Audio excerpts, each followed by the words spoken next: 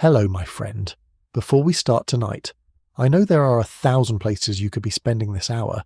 and the fact that you chose to spend it here, in the dark, means more than you'd think. If one of these stories has ever helped you drift off, a like and a subscribe helps this little channel reach someone else who needs it too. It costs nothing, and it means more than you'd guess. While you're here, I'd love to know where you're listening from tonight. Somewhere quiet in Ohio. A soft rain outside in northern England. Maybe a house outside Sydney with your dog curled up nearby. Leave it in the comments. I always read every single one. Alright, love, let's get you settled. Dim the lights, or turn them off if you're brave.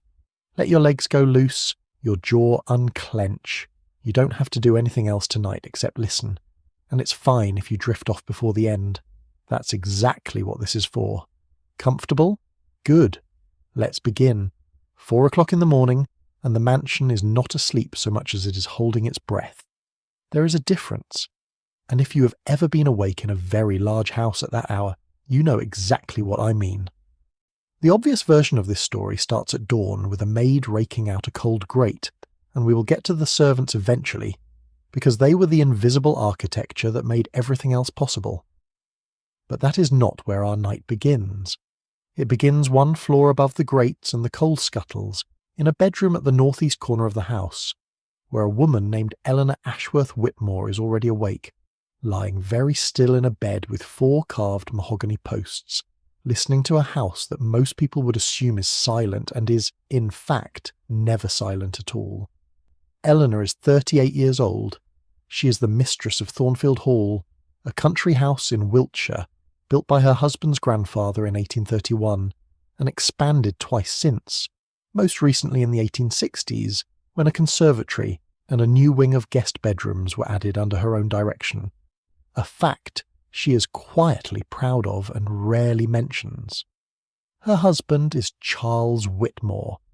a man who made a second fortune in railway shares after inheriting a first one in wool, and who is currently asleep in the adjoining bedroom, a common arrangement for couples of their class and income. Not a sign of any particular distance between them, simply the way large houses were built for people who could afford separate rooms and separate lives that still, somehow, ran on the same clock. They have 3 children. Their names and ages will come later. Right now, what matters is that Eleanor is awake, before anyone else in a house of 19 bedrooms, and she has been awake, if she's honest with herself, for almost 20 minutes, simply lying there, listening. Here is the first thing worth knowing,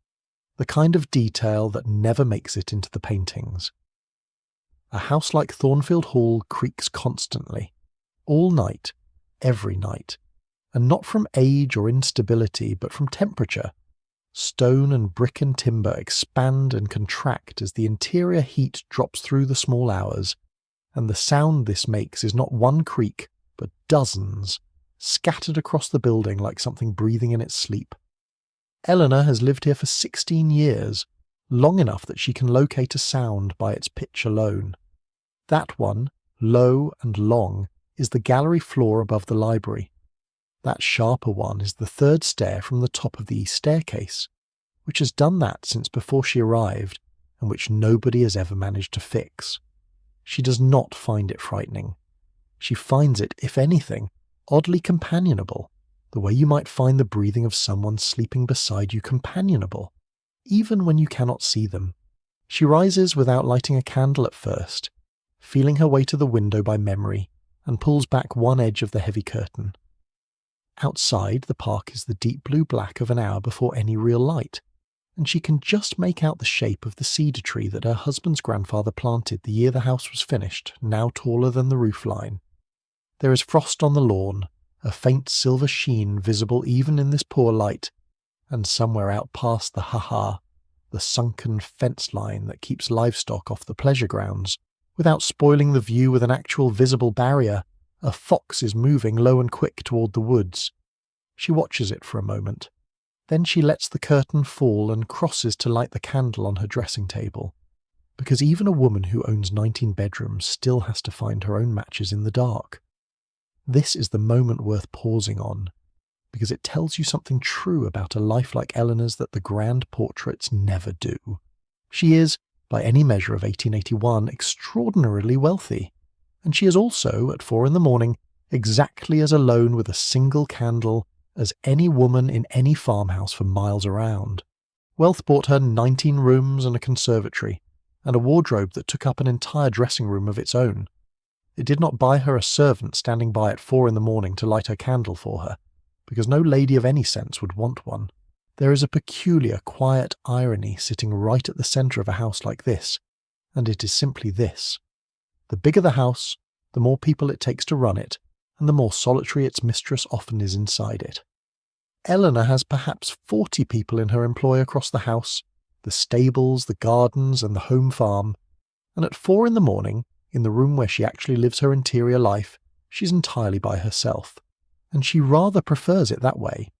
She does not go back to bed. She never does, not anymore, not since her youngest was born 5 years ago, and something in her sleep pattern simply rearranged itself and never rearranged back. Instead, she sits at the small writing desk near the window, still in her nightgown, a shawl pulled around her shoulders, and she opens a drawer that her husband does not know the contents of, though he has never asked and would not care much if he did. Inside is a notebook, plain, unmarked, the kind you could buy at any stationer's in Salisbury for a few pence. She has kept one like it since she was 17 years old. Tonight's entry is short. Slept poorly. Dreamed of my mother's garden in Bath, the one that was pulled up for the new terrace. Frost on the lawn again. Must speak to Hargreaves about the succession houses before the freeze goes deeper. That last line is business, not sentiment, and it points toward the next room we should visit because Eleanor's morning does not properly begin in her bedroom. It begins 2 floors below and slightly east, in a glass structure that most visitors to Thornfield Hall find more impressive than anything else on the property, including the house itself. But we are getting ahead of ourselves, and I do not want to rush you through this house the way a guided tour would, all clipped pace and rehearsed facts. Let's slow down. Let's take the house the way Eleanor takes it. One room opening naturally into the next, the way water moves through a garden designed for it. First, though, there is the small private ritual of getting dressed, and I promise you this will not take long, because for Eleanor herself it does not take long. It is her wardrobe that takes long. She herself is finished in perhaps 20 minutes, because unlike what you might picture, she does not require an elaborate morning toilette at this hour. She puts on a simple wool dressing gown, dark green, worn soft at the elbows from years of exactly this early morning use, the one item in her enormous wardrobe that she refuses to let her maid retire no matter how many times it is suggested. Her lady's maid, a woman named Sarah Prewitt, who has been with her for 11 years, will not appear until closer to 7, when the actual business of dressing for the day begins, and Eleanor prefers it this way. These early hours are hers alone, unwitnessed, unattended, the one stretch of her day that belongs to nobody's schedule but her own. She lights a second candle, more from habit than need since dawn is not far off now, and makes her way out of the bedroom and into the corridor. And this is where the house itself starts to become the real subject of our story. The corridor outside Eleanor's room runs the length of the east wing, and it is carpeted in a deep red turkey carpet that her husband's mother chose decades ago, and that nobody has ever felt strongly enough about to replace. Along the walls hang portraits, not of statesmen or ancestors of any real historical weight, but of horses mostly. 3 generations of Whitmore men apparently cared more for recording the likenesses of their favourite hunters than their own children, and Eleanor has always found this quietly funny, though she has never said so aloud to anyone but her notebook. At the end of the corridor, the passage opens onto the gallery above the main staircase, and here Eleanor pauses, as she does most mornings, to look down. Thornfield Hall's own staircase is the kind of thing that made Victorian architects genuinely competitive with one another, and for good reason. It rises in a single sweeping curve from the entrance hall, cantilevered stone with a mahogany rail so wide 2 people could walk down it side by side without touching. What most visitors never realise, and what I find genuinely delightful every time I think about it, is that staircases like this one were partly a status display, and partly a very practical piece of engineering nobody talks about anymore, which is ventilation. The stairwell acted as a kind of chimney for the whole house, pulling warm air up and out through a skylight at the very top, which meant that on a hot summer day, standing at the base of the stairs, you could genuinely feel a breeze moving upward, manufactured entirely by architecture and by nothing else. Eleanor has stood at the bottom of hers on July afternoons, and felt that breeze pull gently at the hem of her skirt, and she still does not entirely understand the physics of it, only that it works, and that it was designed by a man who died 40 years before she ever set foot in this house. Above her head, the skylight is still dark, just beginning to grey at its far edge. In another hour it will flood the stairwell with early light, and dust motes will hang visible in the beam, and she has always thought that particular effect looked like something out of a church rather than a private home, though she has never said this to Charles, who does not much care for that sort of observation, and would only ask her whether the roof needed attention. She continues down, not toward the ground floor yet, but along the gallery toward the nursery wing, because there is a small ritual here too, one that predates any of her children being old enough to know she does it. Eleanor checks on them before dawn most mornings, quietly without waking anyone, a habit she began the week her eldest was born and has never managed to break, not even now that he is 14 and would be mortified to know his mother still does this. The nursery wing at Thornfield Hall is its own small country within the larger house,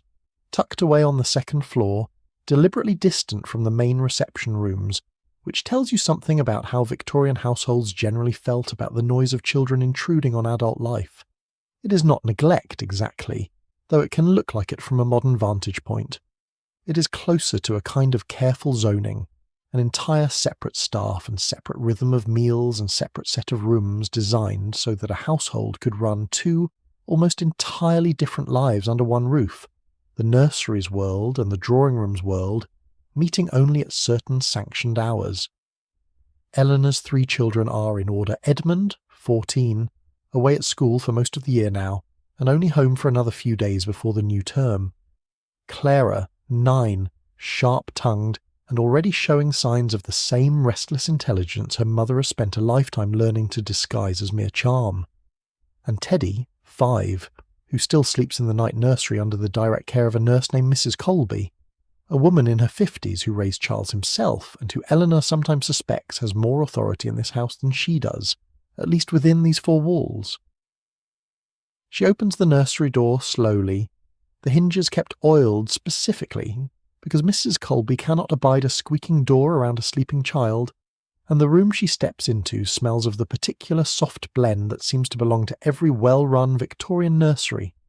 coal fire banked low overnight, warm milk gone slightly sour in a cup left too long, and beneath it all something powdery and clean, a mix of soap and the lavender bags Mrs. Colby keeps folded into every drawer. Teddy is asleep on his side, one arm flung out over the edge of the small bed, his breathing slow and even. There is a rocking horse in the corner, its paint worn smooth on the nose from years of small hands, first Edmund's, then Clara's, now Teddy's, and Eleanor finds herself thinking, not for the first time, that this one battered wooden object has quite literally outlasted the childhood of 2 of her children, and is now presiding over the 3rd. Here is a detail that surprises most people. Nursery fires in houses like this one were kept burning through the night, all year round, even in summer, not for warmth exactly, but for air quality, because Victorian doctors of the period were deeply and specifically anxious about something called night air, believed at the time to carry disease, and a low fire was thought to keep the air in a child's room properly circulated and purified. It was, medically speaking, mostly nonsense,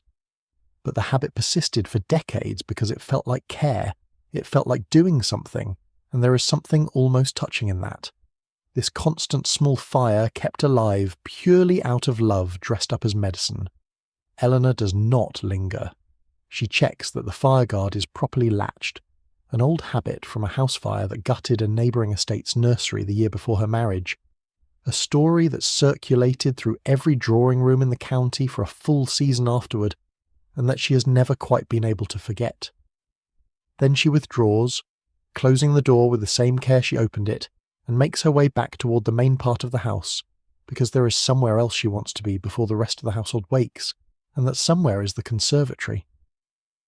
The conservatory at Thornfield Hall was Eleanor's own project, completed in 1866, And if you asked her privately which single space in this enormous house feels most like her own, she would say this one without hesitation. It sits off the south side of the house, accessible through a pair of glass doors from the morning room, and it was built using cast iron and glass in a style directly inspired by the great exhibition halls of the previous decades, scaled down, of course, to something a private family could actually heat. And heating it, as it happens, is the genuinely fascinating part, the kind of detail that tends to stop people cold once they hear it. Beneath the conservatory floor runs a system of brick flues connected to a coal-fired boiler in the basement, an early form of what we would now recognize as underfloor heating, installed decades before anyone had that phrase for it. Hot air moved through the channels and rose gently through gratings set into the tiled floor, keeping the temperature inside high enough, even on a frost-heavy morning like this one,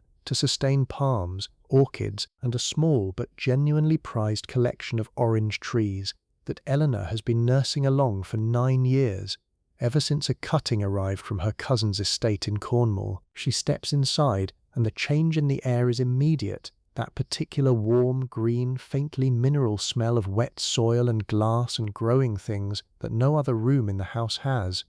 Condensation beads along the lower panes. Somewhere near the far wall, water drips steadily from a leaf into the gravel below, a small, patient sound. She walks the narrow brick path between the beds slowly, trailing one hand along the cool edge of a stone planter, checking, out of habit more than necessity, the state of a fern that has been struggling since the cold snap began. It occurs to her, as it does most mornings here, that this room is the one place in the house where her authority is entirely uncontested.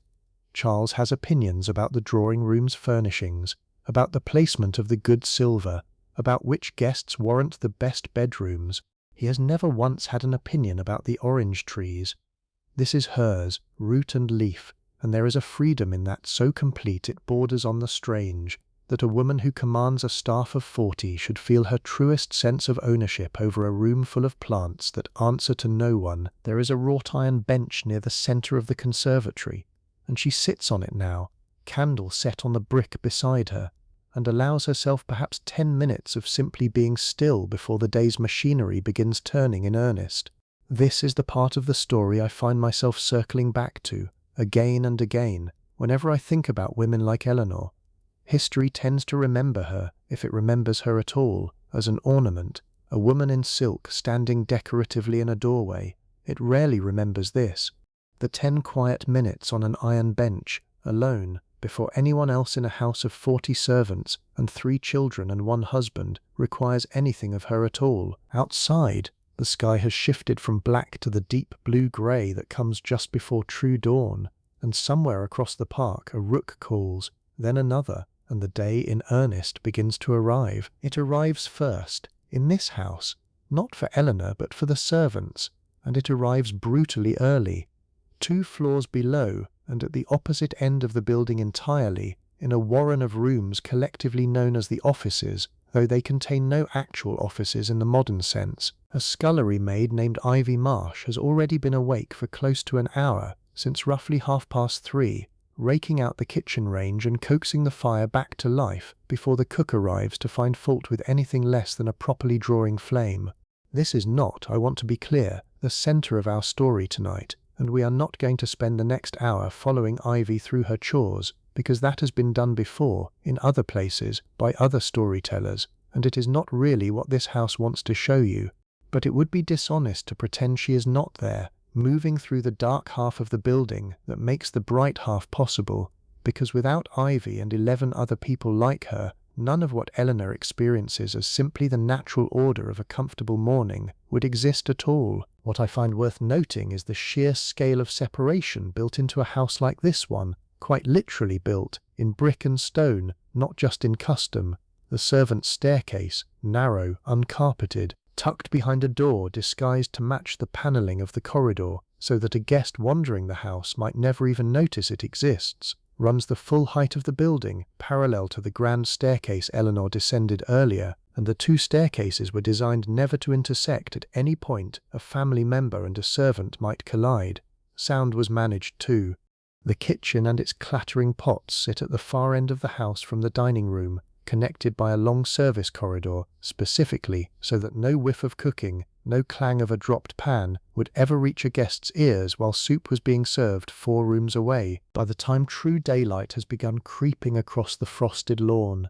Eleanor has returned to her bedroom, and this is when Sarah Pruitt finally appears, knocking softly before letting herself in with the easy familiarity of 11 years' service. The actual business of dressing, contrary to what you might expect, is not a leisurely affair of silk and sentiment. It is closer to a piece of quiet, practiced choreography between 2 women who know exactly what the day requires. A morning dress today, dark blue wool, high-necked, sensible, because Eleanor has household accounts to review before breakfast and no interest in fighting with delicate fabric while she does arithmetic. Sarah laces the bodice at the back, with fingers that have done this so many thousand times the motion requires no thought at all, and the 2 women talk, easily, about nothing much. Whether the frost will hold, whether Master Edmund's trunk has been packed for his return to school. It is, Eleanor has always thought, one of the more honest relationships in her entire life, this one, conducted almost entirely through the backs of dresses and the fronts of hairbrushes.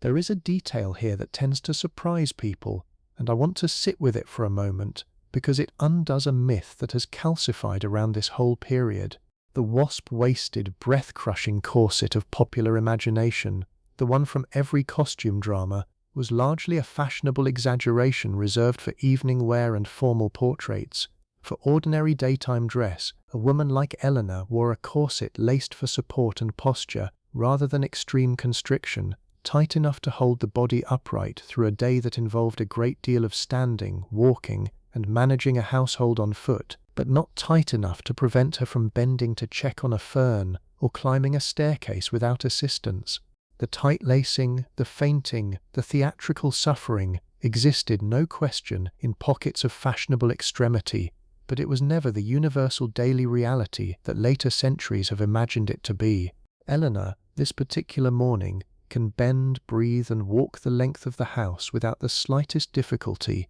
and would find the popular modern image of her own undergarments faintly ridiculous. 15 minutes, and she is dressed, hair-pinned simply for the morning, the elaborate arrangement reserved for later in the day.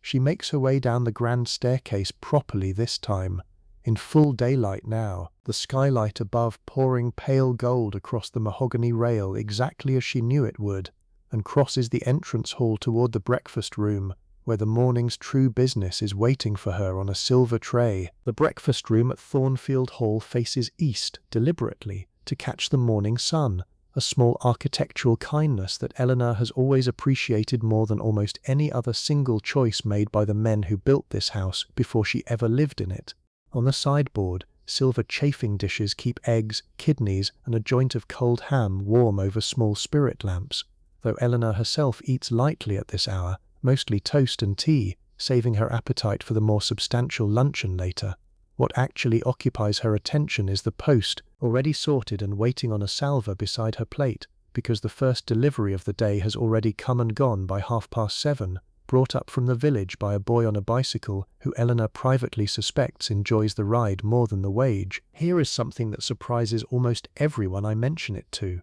Victorian Britain, at the height of its postal efficiency in the 1870s and 80s, offered as many as 6 or 7 mail deliveries a day in London, and even out here in rural Wiltshire, 2 deliveries was entirely ordinary. A letter posted in the morning could genuinely receive a reply by evening of the same day, a speed of correspondence that would not be matched again until the telegraph and telephone made the whole system feel quaint by comparison, and that many historians consider genuinely faster door-to-door than certain forms of digital communication managed to feel a century later, once you account for how reliably it actually arrived. This morning's post includes the usual assortment: a letter from her sister in Bath, 3 pages of gossip about a wedding neither of them particularly cares about, but both feel obligated to discuss at length, a note from the vicar's wife regarding the arrangements for the harvest festival, still weeks away but already apparently requiring urgent decisions about flower arrangements.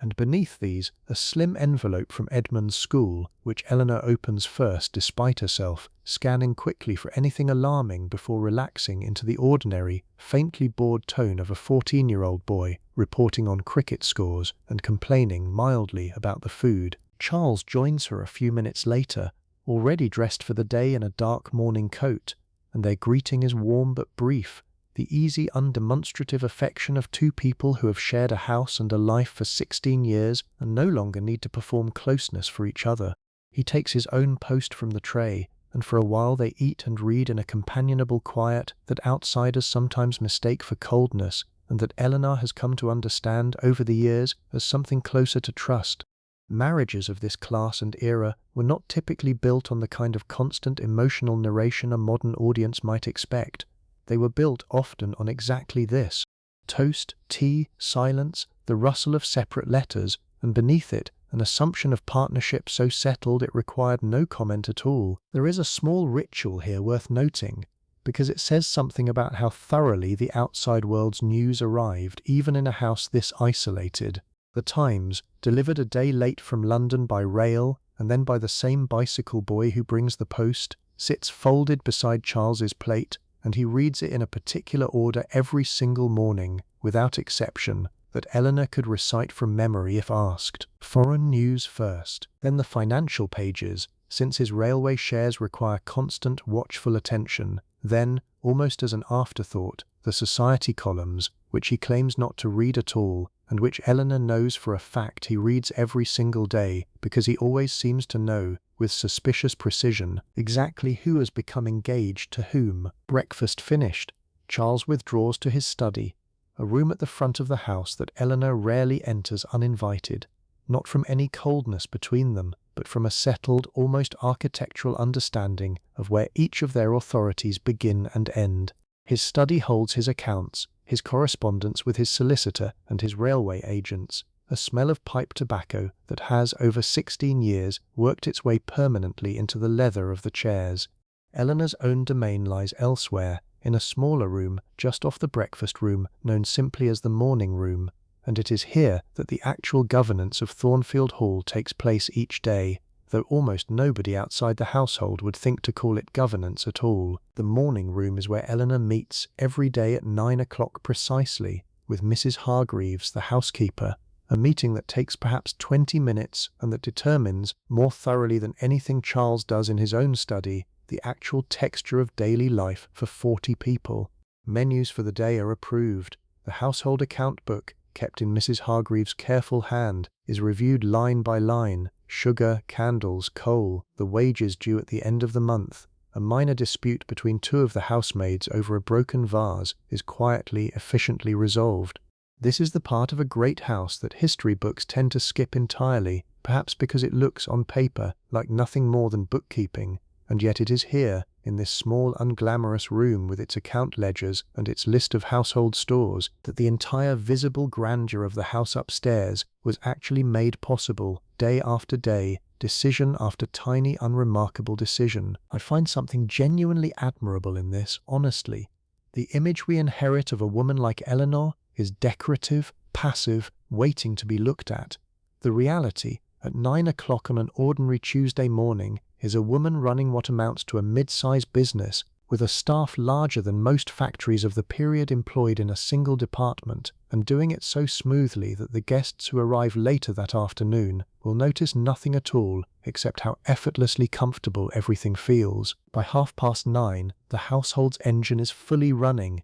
and Eleanor has perhaps 40 minutes before the first social obligations of the day begin, and this is when she does something almost nobody would guess at, something entirely her own. She goes to the library. The library at Thornfield Hall runs the full depth of the west wing, 2 stories tall, with a narrow iron gallery encircling the upper level so that the higher shelves can be reached without a ladder propped precariously against the lower ones. Charles's grandfather began the collection, but it was Eleanor, over the past 16 years, who actually built it into something worth the name, adding volumes her husband would never have thought to order: natural history, botany, a growing shelf of novels that she reads with a kind of private hunger she has never fully explained to anyone. This morning she is not here to read, exactly, though she will allow herself 10 minutes with whatever book currently sits open on the small table by the window, a habit that has outlasted 3 different books already this month. She is here, mostly, for the quiet, for the particular smell of leather bindings and old paper and the beeswax the housemaids use on the shelves, a smell she has come to associate, more than any other single thing in this enormous house, with a sensation of simply being herself rather than being the mistress of it. There is a detail about libraries like this one that I find quietly moving every time I think about it. Books, in a house of this era and income,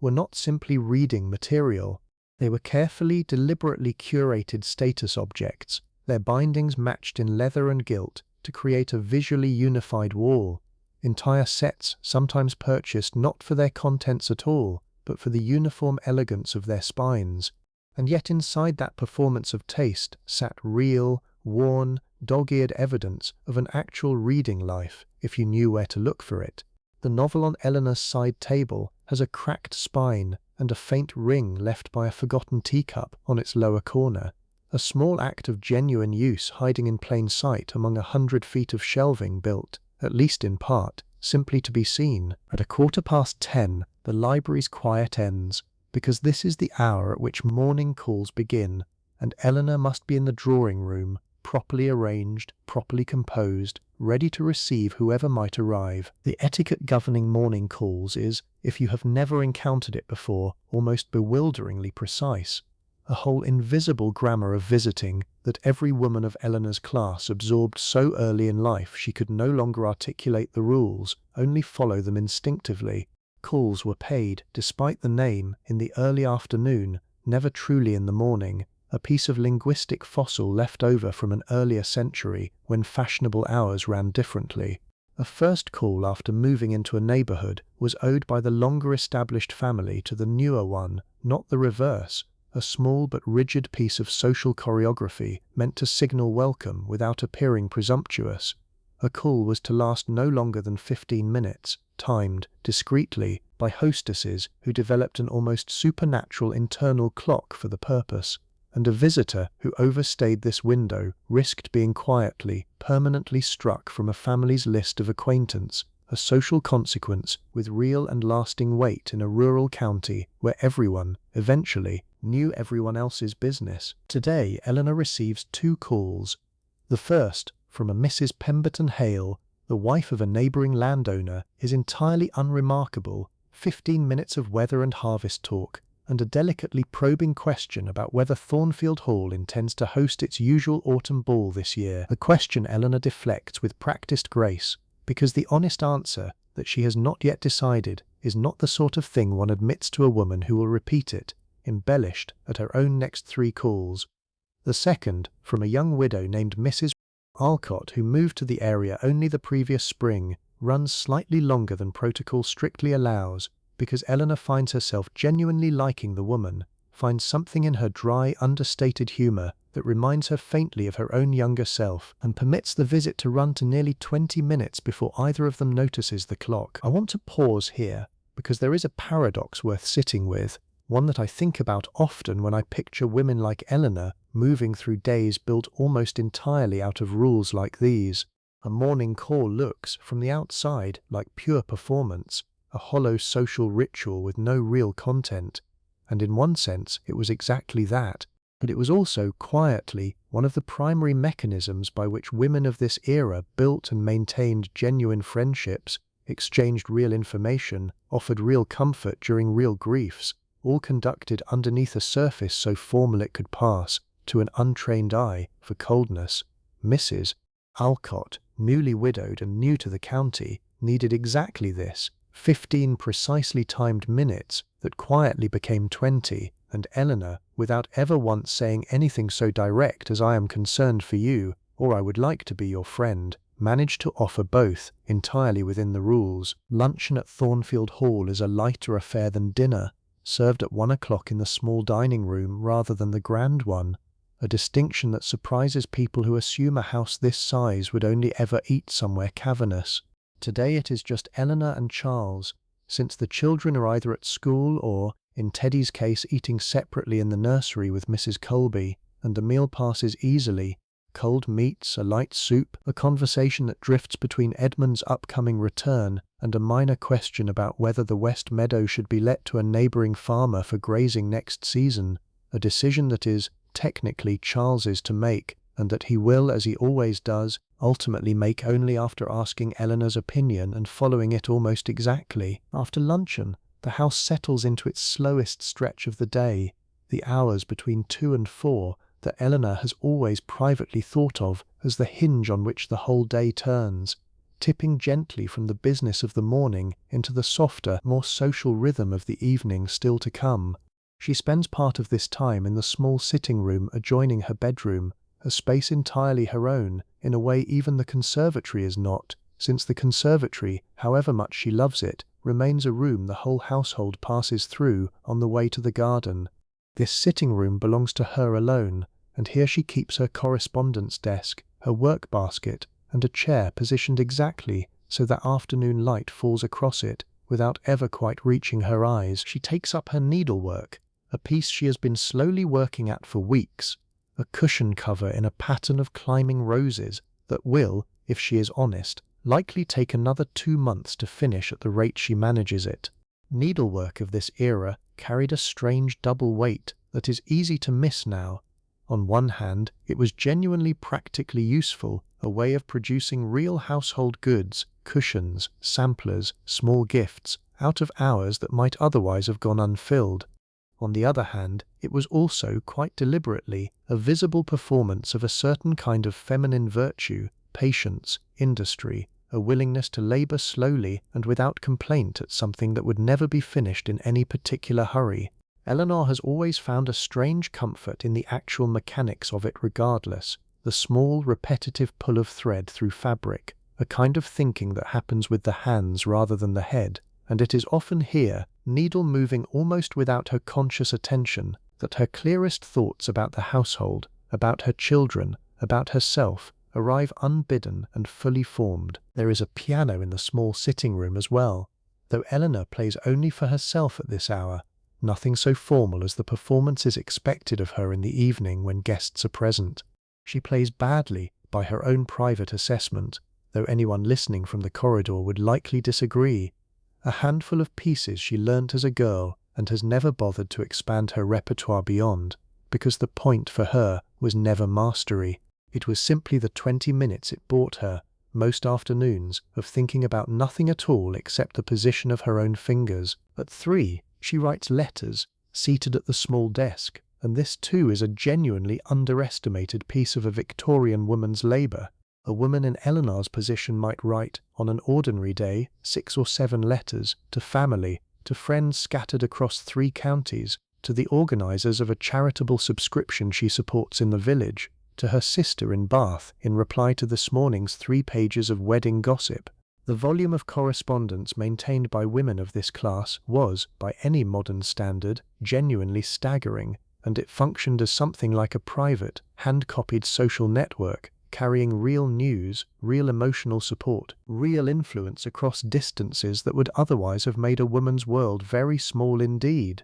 Eleanor's handwriting, small and slanted, and by her own admission not especially elegant, has travelled, over the years, to nearly every county in England and to at least 3 addresses on the continent, carrying news of births, illnesses, small triumphs, and the occasional carefully worded piece of advice that a friend needed and could not have asked for directly. By 4 o'clock, the light outside has shifted again, softer now, lower in the sky, and it is time for tea, afternoon tea, taken today in the drawing room since the weather has turned too cold for the conservatory to serve as anything but a lovely view through glass, is perhaps the single most ritualized meal of the entire day, and also, oddly, the one Eleanor enjoys most. The tea itself, a black Assam blend ordered specifically through a merchant in London, who Charles's family has used for 3 generations, is made with water brought to the room still boiling in a silver kettle, kept hot over its own small spirit lamp, because tea made from water that has cooled even slightly was considered, correctly as it happens, a genuine failure of hospitality. The china is not the everyday set, but a delicate, hand-painted Worcester pattern reserved specifically for this hour. Cups so thin that afternoon light seems to pass faintly through the porcelain itself, Today, 3 guests join her, Mrs. Pemberton Hale returning, apparently unable to resist a second visit within the same week, along with her unmarried daughter and a Mrs. Fenwick from the next parish over, and the conversation ranges, as it always does at this hour, across a wide, pleasant, carefully unserious territory, a recent engagement, the vicar's rather ambitious plans for the harvest festival, a mild disagreement about whether the new railway timetable has actually improved anyone's journey to Salisbury or merely rearranged the inconvenience. There is a small plate of sandwiches, crusts removed, and a seed cake that the cook, a formidable woman named Mrs. Dunmore, whom Eleanor has never once seen flustered in 11 years of employment, makes every single day, regardless of whether guests are expected, on the theory, entirely her own and never questioned, that a proper household should always be prepared to feed whoever happens to arrive. Here is something I find myself smiling about every time I think of it. The seed cake, the sandwiches, the specific porcelain, the boiling kettle, the 15-minute call that has by unspoken agreement been extended to a full hour now that tea is underway, all of it exists inside a structure so rigid it could be mistaken for coldness by anyone unfamiliar with it. And yet what actually happens inside that structure, this particular afternoon, is 3 women and a young girl laughing, genuinely, at Mrs. Fenwick's dry account of her husband's failed attempt to modernize their own greenhouse heating, along lines she has clearly heard about, second-hand, from Eleanor's own conservatory. The rules did not prevent warmth. If anything, they built a container sturdy enough to hold it safely, hour after hour, year after year, in a way that never had to be renegotiated from scratch every single time. The guests depart a little after 5, and Eleanor allows herself perhaps half an hour before the household's rhythm shifts again, this time firmly toward evening. She walks briefly in the garden nearest the house, wrapped in a heavier shawl now against the falling temperature, past a rose border already cut back for the coming winter, and a small stone sundial that has told, by her estimation, at least 150 years of Whitmore afternoons before this one. The head gardener, a taciturn man named Old Thomas, who has worked these grounds since before Charles was born, touches his cap as she passes, but does not stop his work, and she does not expect him to. This is not a relationship built on conversation. It is built, instead, on a shared, wordless understanding of exactly how this particular acre of England ought to look in every season, an understanding neither of them has ever needed to put into words. Then, as the light truly begins to fail, she returns indoors, because it is time to dress for dinner, and this, unlike the morning's brisk 20 minutes with Sarah, is an entirely different kind of ritual altogether. Dressing for dinner took, on an ordinary evening at Thornfield Hall, the better part of an hour, and unlike the practical, unfussy process of the morning, this was a performance with an audience of exactly 1, Charles, and a purpose that had almost nothing to do with vanity, and almost everything to do with a kind of daily reaffirmation of the household's standing, even on nights like this one, when no guests were present at all. Sarah arrives at 6:30, and the 2 of them move through the ritual together with the same easy familiarity as the morning, though the stakes, such as they are, feel different. Tonight's gown is a deep wine-coloured silk, cut lower at the neck than anything Eleanor would wear before dark, the bodice boned more firmly than her daytime wear, though still, she would want you to know, nowhere near the crushing tightness of legend. Sarah works the small silk-covered buttons up the back with a practised patience, 30 of them, each one a fraction of an inch, while Eleanor sits at her dressing table and watches her own hair being built, strand by strand, into an arrangement that will hold, with the help of an alarming number of pins,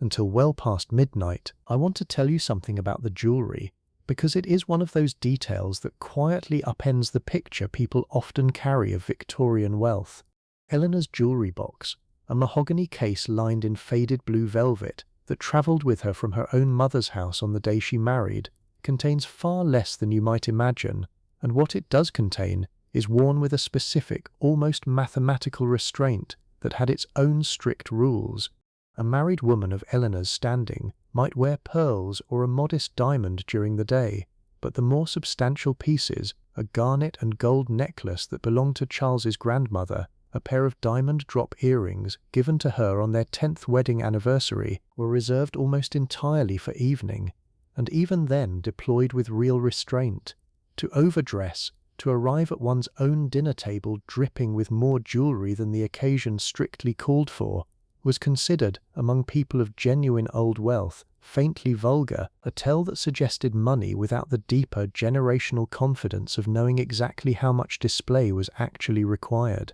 Tonight, with no guests present, she wears only the pearls, small, quiet, entirely correct for a Tuesday. At 7:30 precisely, a gong sounds through the house, deep and resonant, struck by the butler, a dignified silver-haired man named Mr. Fielding, who has run this household's formal life for 19 years, and who Eleanor genuinely could not imagine the house functioning without. She and Charles meet in the drawing-room first, for exactly the length of time it takes Mr. Fielding to announce that dinner is served, a small formality observed even when, as tonight, there is no one else present to observe it for.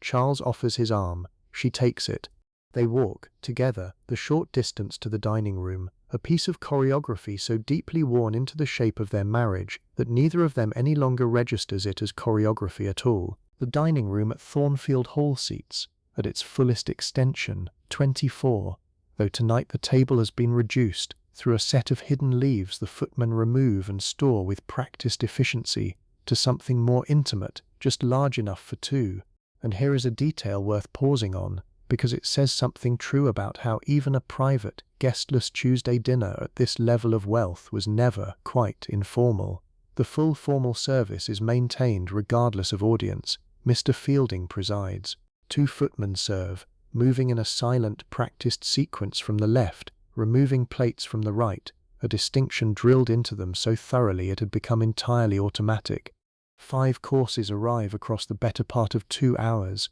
Soup, fish, a roast, a savoury, and finally a dessert of poached pears that Mrs. Dunmore has been perfecting, by Eleanor's private count, for at least 6 years. Here is the genuinely strange, quietly moving thing about all of this, and I find myself returning to it every time I picture a scene like this one, is that none of it was for show, because there was, tonight, nobody to show it to. Eleanor and Charles ate a 5-course meal, formally served by 3 members of staff, in near total privacy, simply because this was the standard the household maintained, every single evening, whether or not anyone beyond the walls of Thornfield Hall would ever know the difference. It is tempting, from a modern vantage point, to read this as pure excess, and in one sense it genuinely was, but it also reveals something about how deeply these households had internalized a particular idea of order, a belief that the standard itself mattered independent of any audience, that a house either ran a certain way or it did not, and the difference could not be switched on and off depending on who happened to be watching. Conversation across the meal is quiet, unhurried,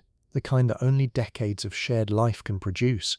Charles talks a little about the railway shares, a minor concern about a competing line that has begun laying track uncomfortably close to one of his own company's routes. Eleanor mentions Mrs. Alcott, the young widow, and wonders aloud whether it might be kind to invite her to the autumn ball after all, an idea Charles agrees to almost before she has finished the sentence, because in matters like this he learnt within the first year of their marriage that his wife's instincts were, almost without exception, better than his own. After dinner, the household divides along lines that would have felt, at the time, entirely natural, and that look, from where we sit now, faintly strange.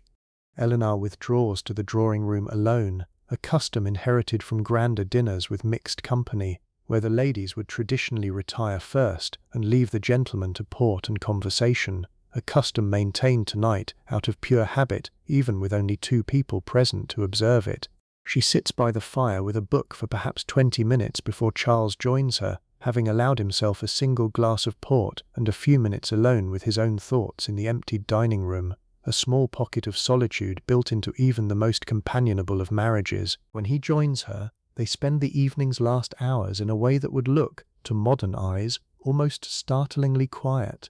No conversation in the theatrical sense, no grand exchange of feeling. Charles reads the evening papers a second time, more carefully now, while Eleanor works at her needlework beneath a lamp that Mr. Fielding lit precisely at dusk, one of perhaps a dozen oil lamps scattered through the drawing-room, since gas, though installed in the kitchen and service corridors for practical reasons, was considered too harsh and too industrial a light for a room meant for comfort and conversation and electricity, though it would arrive at Thornfield Hall within another decade, remains, tonight, still a novelty Eleanor has only read about in the illustrated papers. There is something worth knowing about the light itself, the particular quality of it, because it shaped an entire evening's mood in a way that modern electric light simply cannot replicate. Oil lamps, trimmed and cleaned daily by a housemaid whose entire job essentially revolved around keeping the household's 40-odd lamps burning cleanly, produce a warm, slightly unsteady glow,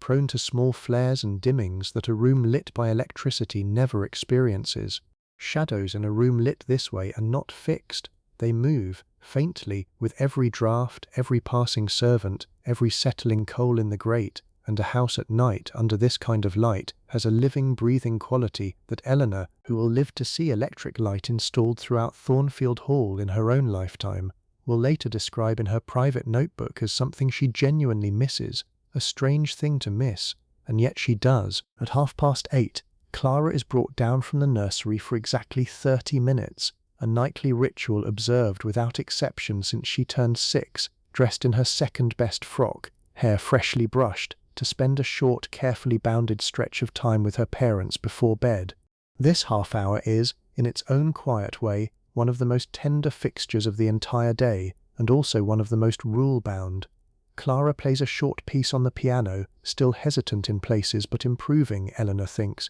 genuinely improving, week by week. She shows her father a drawing she made that afternoon, a lopsided rendering of the conservatory's orange trees that Charles studies with an exaggerated seriousness that makes his daughter laugh outright, a sound that fills the whole drawing room in a way nothing else all evening has managed. At 9 precisely, Mrs. Colby appears in the doorway, and Clara, without complaint, because this is simply how every evening of her life has gone, kisses both her parents and is led back upstairs to bed. I think this detail matters more than it first appears to. Half an hour a day, formally scheduled, tightly bounded, might look, from a modern parenting perspective, almost shockingly limited.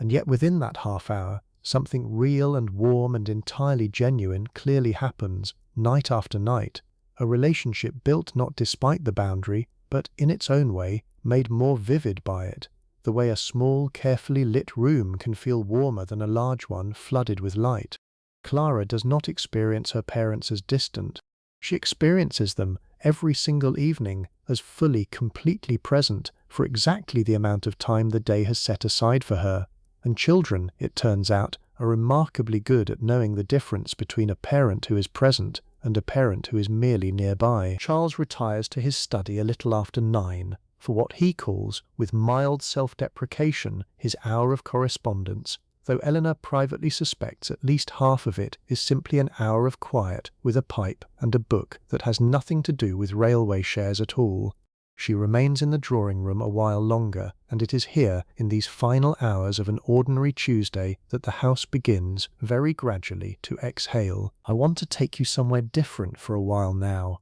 away from this particular Tuesday, because a single ordinary day, however richly detailed, cannot show you everything this house holds. Let me tell you about the seasons instead, about the way Thornfield Hall changes its character as the year turns, because a great house like this one was never really a single fixed thing. It was closer to an instrument that different weather, different light, different occasions played in entirely different registers. Christmas at Thornfield Hall begins, in practice, weeks before the day itself, and the first sign of it, every year, is not decoration but scent, because the house is, by late November, already filling with the sharp green smell of holly and ivy being brought in from the grounds by the undergardeners and worked, by Mrs. Hargreaves and 2 of the housemaids, into long swags for the staircase and the hall. Eleanor has always loved this particular week, the house half transformed, half still itself, greenery piled in corners waiting to be hung, and she has, more than once, quietly rearranged her own afternoon schedule simply to be present while the great hall's central chandelier is lowered on its chain and threaded, branch by branch, with fresh holly by a footman balanced on a step-ladder that makes her genuinely nervous every single year, though she has never once said so aloud. Here is a detail that surprises people who assume the Christmas tree of all things must be an old and universal English tradition. It was not really, not until relatively recently in Eleanor's own lifetime. The custom of the decorated indoor tree was popularized in Britain largely through the influence of the royal family, and specifically through images of the family gathered around one that circulated widely in the illustrated press starting in the 1840s. Thornfield Hall's own tree, a spruce cut each year from a stand of trees planted on the estate specifically for this purpose, a small detail Eleanor finds quietly charming, some long-dead Whitmore having decided decades ago that this house would always grow its own, stands in the entrance hall rather than the drawing room, tall enough that its topmost branch nearly grazes the underside of the gallery above, decorated with small wax candles clipped carefully to the branches, an object of real and constant fire risk that required a bucket of water and a length of wet sacking kept discreetly nearby throughout the entire festive season, a piece of household safety planning that never once made it into any of the era's cheerful illustrated Christmas scenes. The day itself follows its own rhythm, entirely distinct from an ordinary Tuesday. Church in the morning, the whole family in the estate's own pew, a box seat set slightly apart and slightly elevated from the rest of the congregation, in a way that nobody in the 1880s would have thought to question. Then, home again for a luncheon that stretches into the early afternoon, the full family gathered, Edmund home from school for the holiday, the dining table extended to its fullest length and filled, this time, with actual guests, Charles's widowed aunt from Devizes, a cousin and his new wife, Mrs. Alcott, invited this particular year at Eleanor's own quiet insistence, seated where she will feel welcomed rather than merely tolerated. And then, in the late afternoon, something that happens at Thornfield Hall every single Christmas without exception, a custom Eleanor's own mother-in-law began decades ago, and that Eleanor has continued, faithfully, since taking over the running of the house. The entire household, family and staff together, gathers in the Great Hall for perhaps 45 minutes, a genuine crossing of the boundary that separates these two worlds for the other 364 days of the year. Charles distributes small gifts to every member of staff personally, a coin, a length of good wool, a small practical token chosen with more care than his brisk manner might suggest, and there is singing, genuine and unrehearsed, carols led, more or less, by the housekeeper, whose voice, Eleanor has always privately thought, is considerably better than her own. I find this particular hour genuinely moving to think about, more than almost anything else in this whole house's yearly calendar, because it reveals something true about the strange contradictory nature of a household like this one. For 364 days a year, the architecture itself, the hidden servants' stairs, the separated corridors, the whole elaborate machinery of never letting one world intrude visibly on the other, exists specifically to maintain distance, and then, on this one afternoon, by long and genuine tradition, the distance is deliberately ceremonially closed, not erased, not forgotten. Everyone in that hall knows exactly who they are and where they stand in relation to everyone else present, but closed all the same, for 45 minutes, with real warmth, in a room built, the rest of the year, to keep such warmth carefully rationed. There are other seasons too, quieter ones. Summer brings a different Thornfield Hall entirely, windows thrown open that stay shut through most of the winter, the conservatory's heating system finally allowed to rest, croquet set up on the lawn where the frost stood this morning, long evening light that keeps the drawing room bright without a single lamp lit until nearly 9. Harvest brings the festival misses. Fenwick and the vicar's wife have been planning for weeks, a genuinely mixed gathering, tenant farmers and their families alongside the Whitmores themselves, held in a marquee on the lawn with a produce display that Eleanor privately, and rather competitively, hopes will outdo last year's. Let me tell you now about a room I have not mentioned yet, because it is exactly the kind of space that never appears in paintings of houses like this one, and I think you will find it interesting. Tucked behind the kitchen, in a small room with its own narrow window facing north, is what the household simply calls the still room, and if you have never heard the term before, you are not alone, because it has largely vanished from modern memory, along with the specific kind of domestic labour it once housed. This was, historically, where a household's preserves, cordials and medicinal remedies were made and stored, a kind of private pharmacy and pantry combined, and at Thornfield Hall it remains, even now one of the most quietly essential rooms in the entire building, though it is a space Eleanor herself enters perhaps only once a week, since its daily management belongs almost entirely to Mrs. Hargreaves. Shelves line every wall, floor to ceiling, holding jars of raspberry vinegar, damson cheese, elderflower cordial, and rows of small labelled bottles containing remedies that would strike a modern visitor as somewhere between herbal medicine and folk superstition, though in 1881 they represented the genuine, considered best practice of household health care, deployed long before any doctor was summoned from the village, an expense and an inconvenience reserved for anything a still-room remedy could not manage on its own. There is a lavender water used for headaches, a concoction of chamomile and honey for a child's cough, a small dark bottle of something Mrs. Hargreaves calls, simply, the tincture, whose exact composition she has never fully disclosed to anyone in the household, including, as far as Eleanor is aware, Eleanor herself, and which is deployed, sparingly and with an air of genuine ceremony, only for the household's most stubborn ailments. What strikes me most about a room like this, when I really sit with it, is how much genuine skill and accumulated knowledge it represents, entirely unwritten, entirely undocumented in any book Eleanor's well-stocked library actually contains, passed instead from housekeeper to housekeeper, a kind of oral inheritance running parallel to and almost entirely separate from the more visible, more celebrated knowledge housed upstairs among the leather-bound volumes. Mrs. Hargreaves knows, with real precision, which combination of herbs will settle a nervous stomach and which will do nothing at all, knowledge she gained not from any formal education, but from 30 years of careful, attentive practice in exactly this small north-facing room. There is a kind of expertise here that history, generally more interested in the volumes upstairs, has almost entirely failed to record. Above the still room,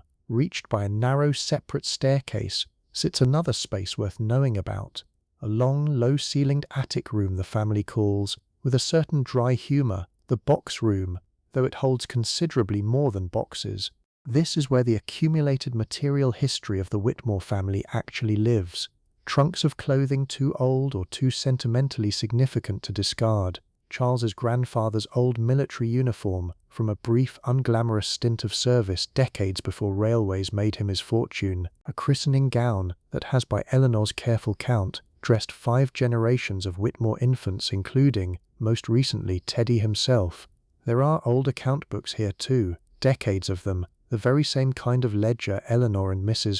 Hargreaves review each morning in the small room downstairs, except these stretch back to the 1830s, a complete unbroken record of exactly what this household spent on candles, on wages, on coal, across nearly 50 years, a document that no historian has ever thought to consult, and that will likely sit in this attic, gathering dust, for decades more, holding in its own quiet way a more honest record of this house's real daily life than any portrait hanging on the walls below it. Eleanor visits the box room rarely, perhaps twice a year, and always for a specific purpose rather than mere nostalgia, though she will admit, if pressed, that she sometimes lingers longer than the purpose strictly requires. There is something in the particular quality of light up here, filtered through a single small window thick with years of undisturbed dust, and something in the smell, old cedar from the trunks, old paper, a faint trace of the lavender Mrs. Hargreaves packs into every fold of stored fabric as a matter of practice, that Eleanor finds unexpectedly moving, a whole compressed history of this family sitting quietly overhead, entirely unseen by the guests, who admire the grand staircase 2 floors below, and never once think to wonder what sits above the ceiling they are standing under. Now though, let's come back down, because the hour has grown late, and the house we left earlier, on that ordinary Tuesday, still has a little further to go before it truly settles for the night. It is nearly 11 when Eleanor finally makes her way back upstairs, having spent the last hour of the evening quietly alone in the drawing room after Charles retired, an hour she treats most nights as a kind of gentle decompression, a slow unwinding of everything the day required of her. The house, by this hour, has begun the long gradual process of going dark, room by room, that will not finish completely for another hour or more yet, because a house this size does not simply switch itself off the way a smaller, simpler home might. It closes down in stages, deliberate and sequenced, each stage attended by someone whose job it specifically is to attend to it. Mr. Fielding moves through the ground floor first, systematically, room by room, a routine he has performed so many thousand times that his feet seem to know the sequence better than his conscious mind does. The drawing room, its fire banked low and its fire guards set carefully in place, lamps extinguished one by one, the faint smell of hot wick lingering a moment in the air before it fades. The library next, where a single lamp still burns near the window, left by long-standing arrangement for exactly this hour in case Eleanor should want it, though tonight she has already gone up and it will simply be extinguished along with everything else. The morning room, the small dining room, the great dining room itself, its long table already cleared and reset with fresh linen for tomorrow's breakfast, by a footman working in near total silence at this hour, careful not to disturb a household that has mostly gone to bed above him. The entrance hall is the last to go dark on the ground floor, and here Mr. Fielding pauses, as he does most nights, to check the great front door himself, a heavy iron bolt drawn across with a sound that carries faintly up through the stairwell and into the bedrooms above, a sound Eleanor has heard nearly every night for 16 years, and that she associates, without ever quite examining why, with a specific, settled feeling of safety, the whole enormous house closing its one great eye for the night. Upstairs, meanwhile, Sarah has already been and gone from Eleanor's room, the elaborate hair carefully taken down and brushed out, the wine-coloured silk hung with practised care in the dressing-room next door, replaced now by a plain white nightgown, and the same soft green dressing-gown Eleanor wore this morning before dawn, worn now at the opposite end of the same long day it began. There is a particular kind of quiet that settles over a bedroom at this hour, in this house, that I find genuinely worth describing carefully, because it is not the same quiet as 4 in the morning. That earlier quiet was full of anticipation, the held breath before a long day begins. This one is different. This one is the sound of a day being set down, gently, the way you might set down something heavy you have carried a long way. Grateful, finally, to feel your arms simply hang at your sides again. Eleanor sits for a while at her dressing table, not doing anything in particular, simply looking at her own reflection in the candlelight, a version of her face that always seems at this hour softer and less certain than the one that looked back at her from the same glass 14 hours earlier. She opens the same drawer she opened before dawn and takes out the same plain notebook and writes, "Tonight, a little more than this morning's brief entry. Clara's playing improves. Mrs. Alcott to be included at the autumn ball. I think Charles agreed before I had even finished asking, which pleased me more than I expected. Must remember to ask Hargreaves about the succession houses again tomorrow. I never did get to it. A good day on the whole." Tired in the pleasant way rather than the other way, she closes the notebook and returns it to its drawer, and for a moment before blowing out the candle, she simply sits, listening, the way she listened this morning to the house's small collection of nighttime creaks and settlings, except now the sounds are different again, quieter, fewer, the whole building beginning its long, slow exhale toward true stillness. Somewhere below, faint and distant, she hears the last of the fires being banked for the night, coal shifting softly in a grate 2 floors down. Somewhere further off, in the nursery wing, nothing at all, which is itself a sound of a kind, the particular deep quiet of children finally fully asleep. Charles comes in a little after her, from his own room, as he sometimes does, not every night, but often enough that it carries no particular weight or occasion, and they talk for a few minutes in the dark, quietly, about nothing especially important, the kind of loose, unhurried conversation that only happens at the very end of a long day, when neither person feels any pressure to say anything in particular. He mentions, almost as an afterthought, that he is glad about Mrs. Alcott, that he thinks Eleanor was right to press the invitation. She mentions that Edmund's letter mentioned nothing at all about missing home, which she has decided, after some thought, to take as a good sign rather than a worrying one. Small things. The kind of things that, added up over 16 years, actually constitute a marriage far more than any single dramatic exchange ever could. He returns to his own room eventually, and Eleanor is alone again, and this time finally for sleep. She blows out the candle. The room drops into full darkness, softened only by the faint grey edge of moonlight finding its way past the heavy curtain she does not quite manage to close completely, a small imperfection in an otherwise perfectly ordered room that she has genuinely never bothered to fix in 16 years because she rather likes it, that one thin seam of outside light that tells her, even with her eyes closed, that there is a world still turning beyond these walls. If you could stay awake a little longer than Eleanor manages to, if you could drift, disembodied, through the darkened corridors of Thornfield Hall at 2 in the morning, this is what you would find. A house entirely, deeply asleep, and yet, in its own quiet way, still working. In the kitchen, banked low but never fully extinguished, the great iron range holds its heat through the night, ready to be coaxed back to full life at 3:30 by whichever unlucky scullery maid draws that particular morning's duty. The same fire, in a sense, that Ivy tended before dawn this very morning, never truly gone out, simply resting.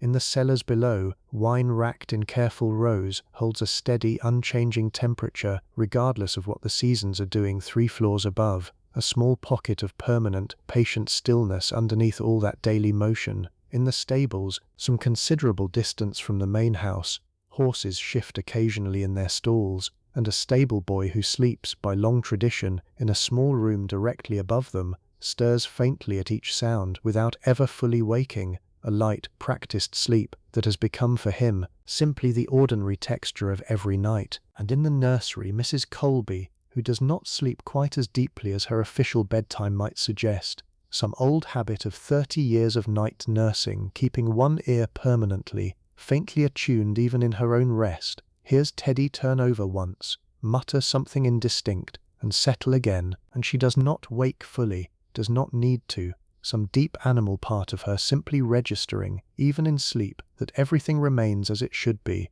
The house, at this hour, holds within it every version of itself we have walked through tonight, all at once, layered quietly on top of one another in the dark. The 19 bedrooms, most now occupied and still, the library's tall shelves, the day's abandoned novel still open, face down, exactly where Eleanor left it, the conservatory, silent now, its orange trees breathing slowly in air, still warm from the flues beneath the tiled floor, condensation gathering, drop by drop, on cold glass under a sky, finally clearing to reveal a scatter of genuine stars above the cedar tree that has stood watch over this particular stretch of Wiltshire longer than anyone currently sleeping beneath this roof has been alive. The great staircase, empty now, its skylight showing nothing but a deep, star-pricked darkness where this morning it showed the first grey edge of dawn. Everything that happened today, the frost on the lawn, the fox moving toward the woods, the letters from Bath and from Edmund's school,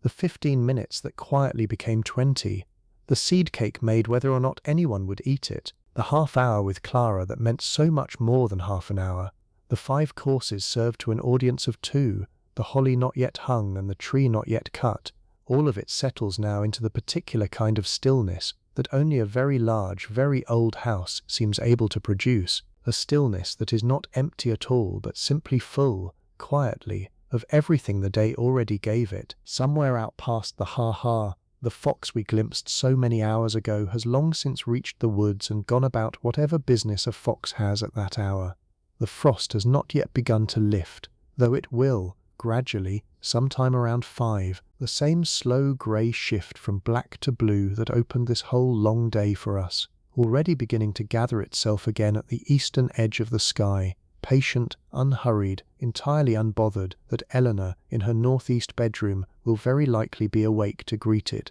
alone, with a single candle, exactly as she was this morning, exactly as she likely will be tomorrow, and the day after that, for as long as this house and this particular quiet hour belong to her. I like to think of it that way, actually. Not as an ending, because a house like this one never really has an ending. Not on any single night, just this one long, slow, complete turning of a day,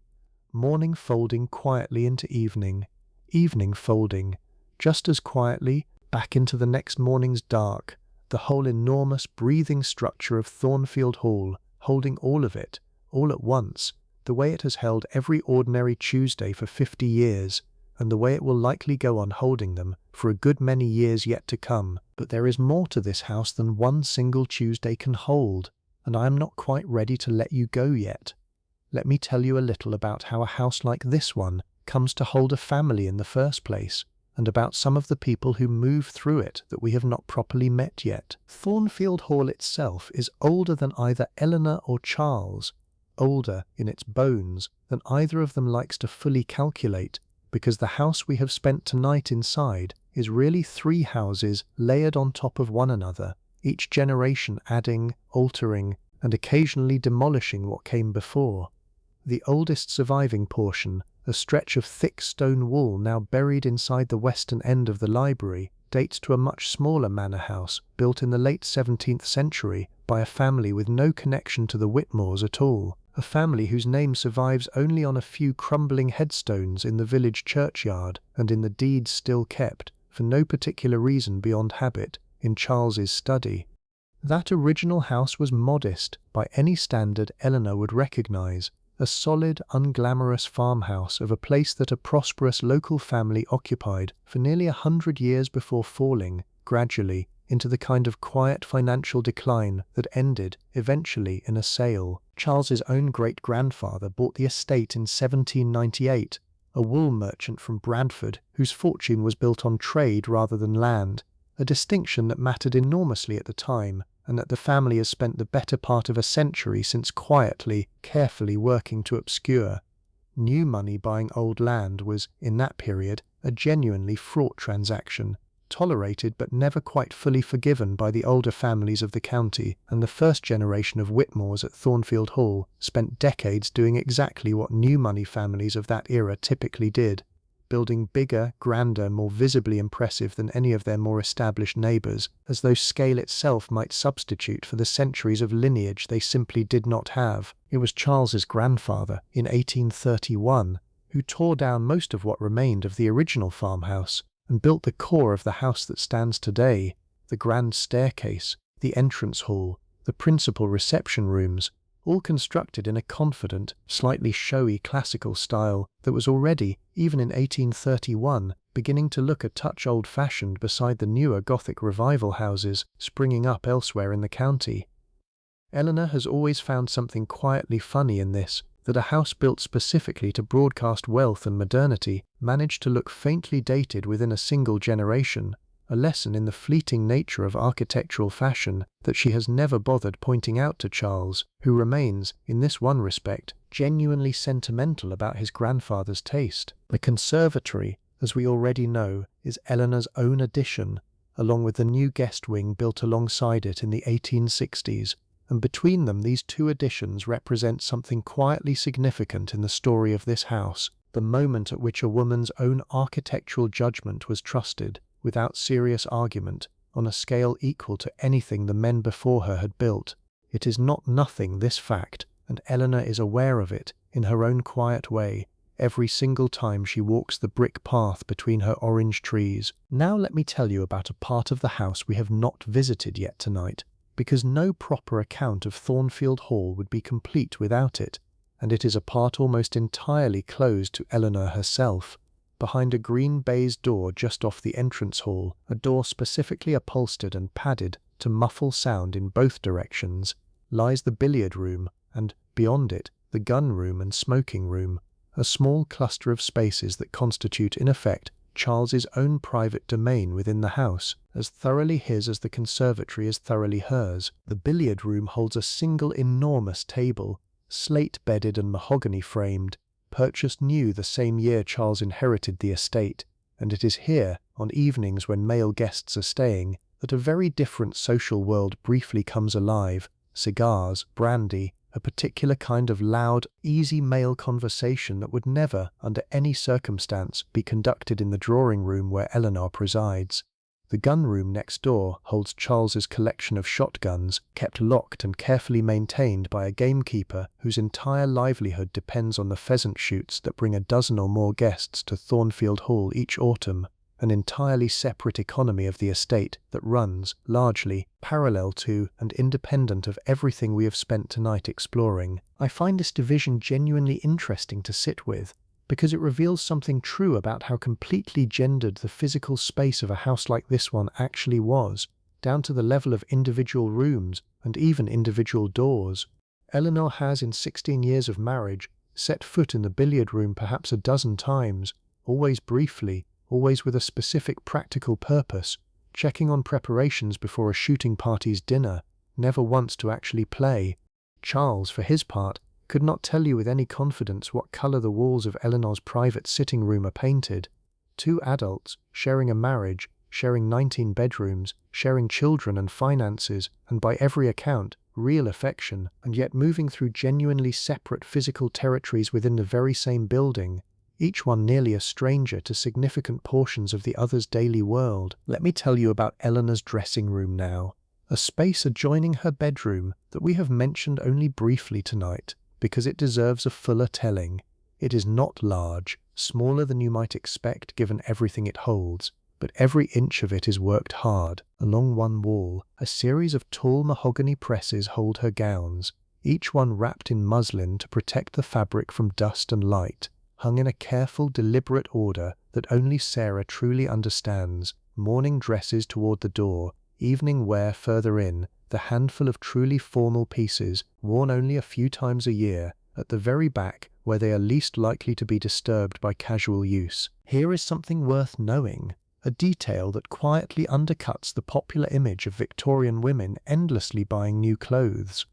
Eleanor owns, by any reasonable count, considerably fewer complete gowns than a modestly wealthy woman a century later might consider a normal wardrobe, perhaps 20 in total across all categories: day dresses, walking dresses, tea gowns, evening wear, morning wear kept separately and rarely disturbed. What made her wardrobe genuinely extensive was not the sheer number of finished garments, but the staggering quantity of fabric, trim and accessory pieces that could be recombined, altered and refreshed almost indefinitely. A single evening gown might be reworked 3 or 4 times over several years, a new set of sleeves here, a different trim there, an entirely new bodice attached to a skirt that has quietly survived 2 changes of fashion already, a practice that a dedicated dressmaker in Salisbury, visited perhaps 4 times a year, made not only possible but genuinely fashionable in its own right, since a gown that was visibly, obviously new every single season could actually read, to a sufficiently sharp eye among Eleanor's set,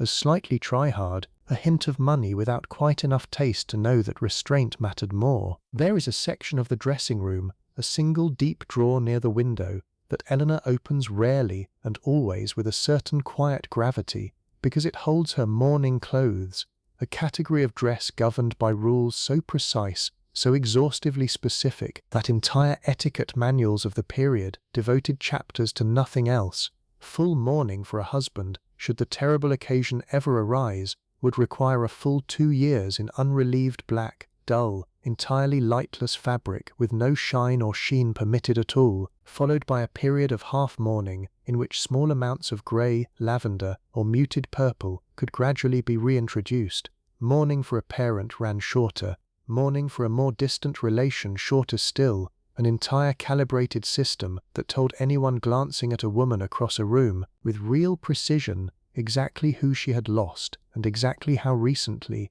grief itself rendered visible and legible in the specific shade and texture of a person's dress. Eleanor wore full mourning for 18 months following her own mother's death 6 years ago, a period she remembers now with a complicated mixture of genuine grief and something close to relief at how completely the rules of mourning dress had, in their own strange way, carried her through the worst of it, requiring nothing of her except the wearing of black, absorbing an enormous, unmanageable feeling into a small, precise, entirely external ritual that she did not have to invent or improvise for herself in the middle of her own sorrow. There is something in that worth sitting with, I think. The way a rigid social structure, so often read now as cold or performative, could also function as a genuine kindness, a scaffold built specifically to hold a person up during the exact weeks when holding herself up would otherwise have felt impossible. Health and illness in this house follow their own careful hierarchy of response, and it is worth knowing, because it explains a great deal about how a family like the Whitmores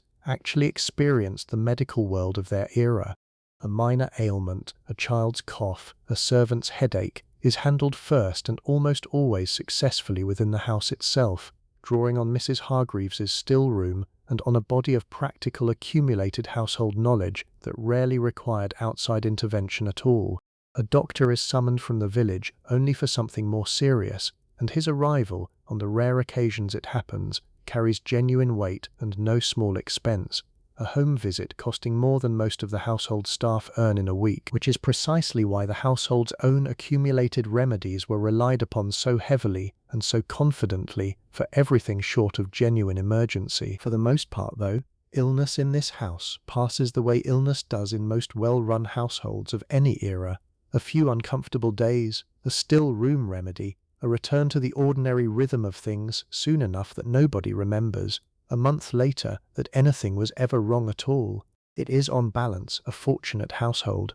and Eleanor knows this and is quietly, steadily grateful for it in a way she rarely puts into words, because saying such things aloud has always struck her as a faintly reckless invitation to whatever forces might be listening. Let me tell you how Eleanor and Charles actually came to be married, because it is not quite the story you might expect, and I think you will find it rather charming. They met during the London season, the yearly migration of wealthy families to town for several months each spring, when Eleanor was 22 and staying with an aunt in Belgravia specifically for the purpose of, as her mother put it with a bluntness Eleanor still remembers fondly, finding herself a husband before the whole business became embarrassing.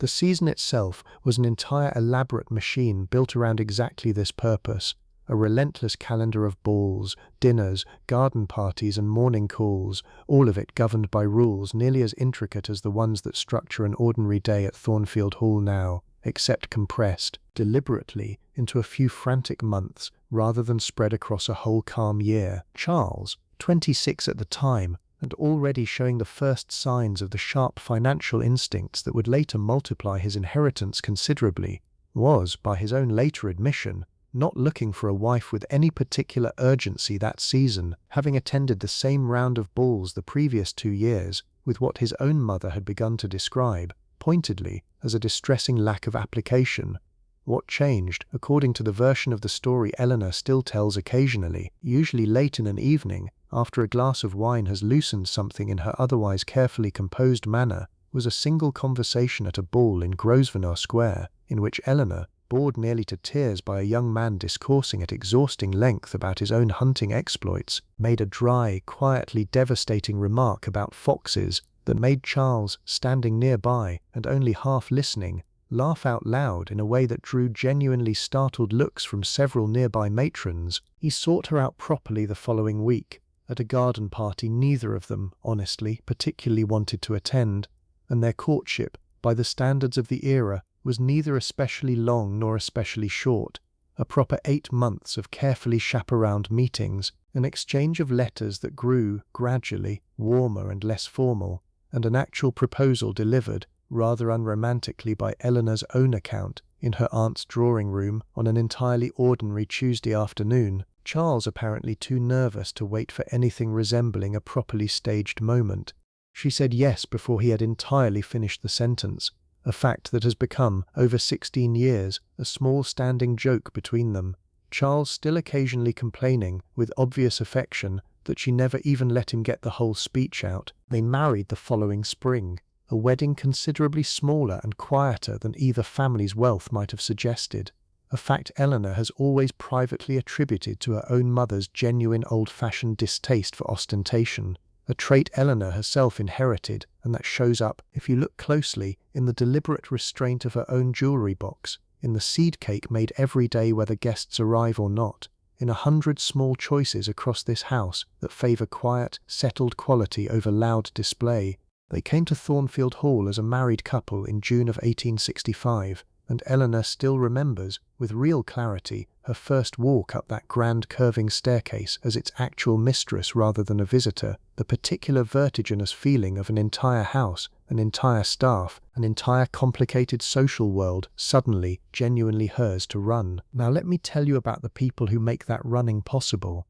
because we have moved through this house tonight, largely through Eleanor's own eyes, and there is a whole separate world beneath and around her that deserves its own honest telling, not as background, not as mere machinery, but as actual lives being actually lived. The servants' hall, where the household staff eat their own meals and spend what little leisure time the day affords them, sits at the heart of the below-stairs world, a long plain room with a single large table and a fireplace considerably less grand than any upstairs but, in its own way, no less warm. Meals here follow a strict hierarchy, every bit as precise as anything observed in the dining room above. Mr. Fielding and Mrs. Hargreaves seated at the head of the table, the upper servants, the lady's maid, the valet, the cook, arranged according to a pecking order that would take a newcomer weeks to fully learn, and that everyone already there understood, apparently, by instinct. There is real affection down here too,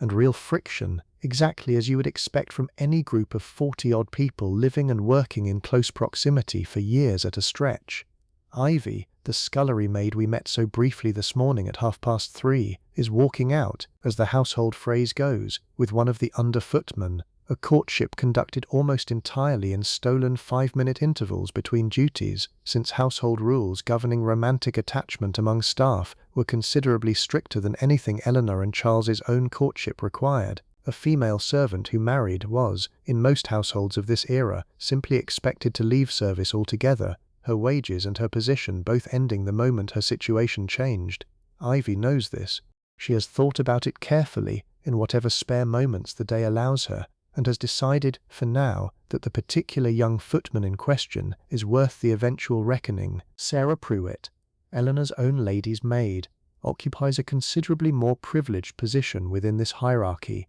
closer in daily intimacy to her mistress than almost anyone else in the household, and yet permanently, structurally separate from her in ways neither woman has ever needed to discuss directly. Sarah has her own room, a genuine privilege reserved for upper servants only, small but private, and her own modest savings, carefully accumulated over 11 years of service, toward a small cottage she hopes, eventually, to retire into somewhere near her own family in Dorset. She has watched Eleanor's entire married life unfold at close range, has laced her into wedding preparations and mourning black alike, and holds in her quiet professional way a store of intimate knowledge about this family that no one upstairs has ever fully reckoned with, the particular, specific loyalty of someone who has seen everything and repeated almost none of it. Let me take you now to a different kind of evening entirely, because an ordinary Tuesday, however rich in detail, does not show you what happens when Thornfield Hall genuinely fills,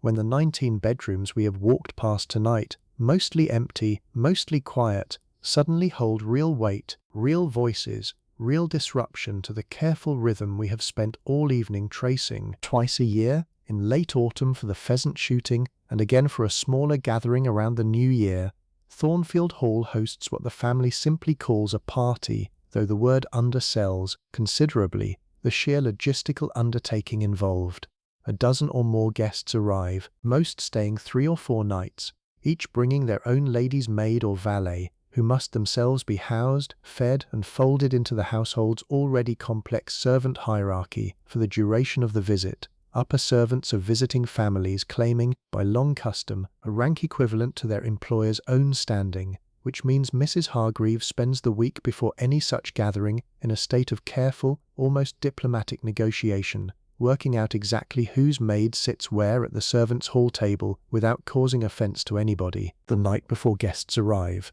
Eleanor walks the guest wing herself, room by room, a final inspection she trusts to no one else entirely, checking that fires are laid and ready to be lit the moment a carriage is heard on the drive, that fresh flowers from the conservatory sit on each dressing table, that the specific small comforts she has learned over years of hosting, that each particular type of guest actually appreciates, extra pillows for an elderly aunt prone to poor sleep, a good reading lamp for a cousin known to keep late hours with a book, have all been properly attended to. This is hospitality treated as a genuine craft, practiced with the same seriousness Eleanor brings to her orange trees, and she takes real, quiet pride in it, the particular satisfaction of a room made perfectly, invisibly right before anyone arrives to notice the effort. Guests themselves arrive across a single long afternoon, carriages coming up the drive at staggered intervals, trunks unloaded by footmen working at a pace considerably brisker than their usual measured rhythm,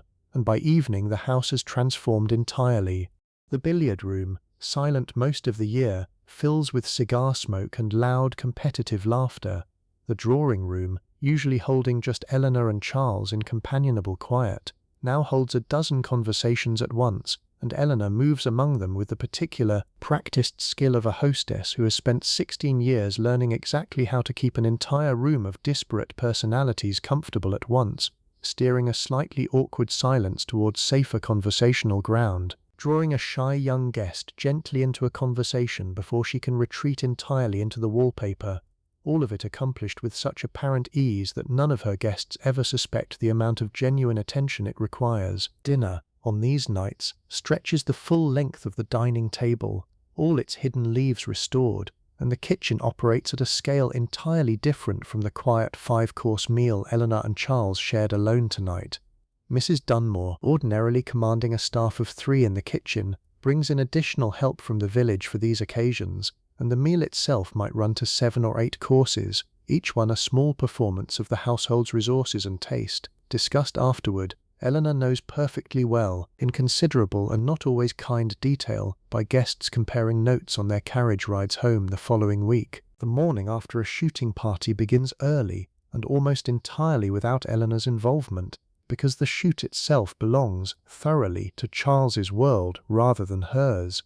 Guns and beaters gather at first light, the gamekeeper directing operations with an authority that briefly, for these few days each year, outranks nearly anyone else on the estate, and the men are gone for most of the day, returning only for a substantial lunch served, weather permitting, outdoors, before heading out again for the afternoon's second drive. The women left behind fill their own day with a rhythm not unlike an ordinary Tuesday's, only compressed and shared, walks in the garden, needlework undertaken in company rather than solitude, a great deal of conversation that Eleanor, more than once, has found considerably more entertaining than anything the returning men have to report about the day's bag. There is a genuine satisfaction in a party like this one. Once it concludes, the last carriage rolling away down the drive, the house slowly exhaling back into its ordinary quiet rhythm over the following day or two. Eleanor has never been able to fully articulate it, even in her own private notebook, but there is something in successfully hosting a dozen demanding, socially significant guests for 4 full days without a single serious mishap that feels to her like a genuine accomplishment, quieter than anything Charles achieves in his railway dealings, but no less real for being quiet, no less demanding of skill, judgment, and sustained attention across every single hour those guests remain under her roof. I want to spend a little time now on the actual mechanics of this house, because I think you will find, as I have, that the hidden engineering holding up all this comfort is genuinely more interesting than most of the polished surfaces sitting on top of it. Bathing at Thornfield Hall, for instance, exists in an odd transitional state that surprises people who assume grand Victorian houses simply had modern bathrooms, only fancier. They mostly did not yet, not fully, not even a house as wealthy as this one. Eleanor's own bedroom has, adjoining it, a small dressing room fitted with a proper fixed bath, plumbed with both hot and cold running water, a genuine luxury installed only in the 1870s as part of a broader modernization Charles undertook, somewhat reluctantly, grumbling for months about the expense before admitting, privately, that he rather enjoyed the result. The hot water itself comes from a boiler in the basement, the same general system that heats the conservatory floor, and a housemaid must still, even with this modern convenience, monitor and manage the whole arrangement carefully, since the boiler's capacity is nowhere near sufficient for every bedroom in the house to draw hot water simultaneously, meaning bath times, even in a house of this wealth, required a kind of invisible, carefully managed scheduling that Eleanor and her staff coordinate without either family or guests ever needing to think about it at all. Most of the guest bedrooms, by contrast, still rely on the older system entirely, a hip bath brought up by servants and filled with water heated separately and carried, can by heavy can, up the servants' staircase, an enormous, genuinely grueling piece of daily labour that easily represents one of the most physically demanding tasks assigned to the household's younger housemaids. A single hot bath for a guest, by the time you account for the heating, the carrying, and the eventual emptying and carrying away again might represent close to an hour of a housemaid's labour, invisible entirely to the guest, who simply experiences a pleasantly warm bath appearing, as if by magic, at the requested hour. The gas lighting installed in the kitchen and service corridors decades ago never made it upstairs into the family's own rooms, and this was, interestingly, not simply a matter of cost. Gas of this period produced genuine soot, a fine, greasy residue that would, over years, discolour delicate wallpaper and fine fabric in exactly the rooms where Eleanor and Charles cared most about appearance, and it also consumed the oxygen in a closed room at a rate that made many households of the era genuinely wary of using it in bedrooms overnight. The oil lamps we discussed earlier, however old-fashioned they might look to later eyes, represented, in their own specific way, the more sophisticated choice for the rooms that mattered most, a fact that quietly inverts the assumption that newer technology always meant better technology, a lesson worth remembering, I think, well beyond the specific case of Victorian lighting. Heat, more broadly, moves through this house in a genuinely elaborate network that Eleanor herself understands only in its broad outlines, though Charles, who takes a certain engineering pride in it, could walk you through the whole system in exhausting detail if you let him. Beyond the conservatory's underfloor flues, much of the ground floor benefits from a central heating apparatus installed alongside the bathing improvements in the 70s, hot air rising through ornate iron grates set into several of the principal room's floors, a system that again predates the phrase central heating by decades, and that guests routinely mistake for some kind of magic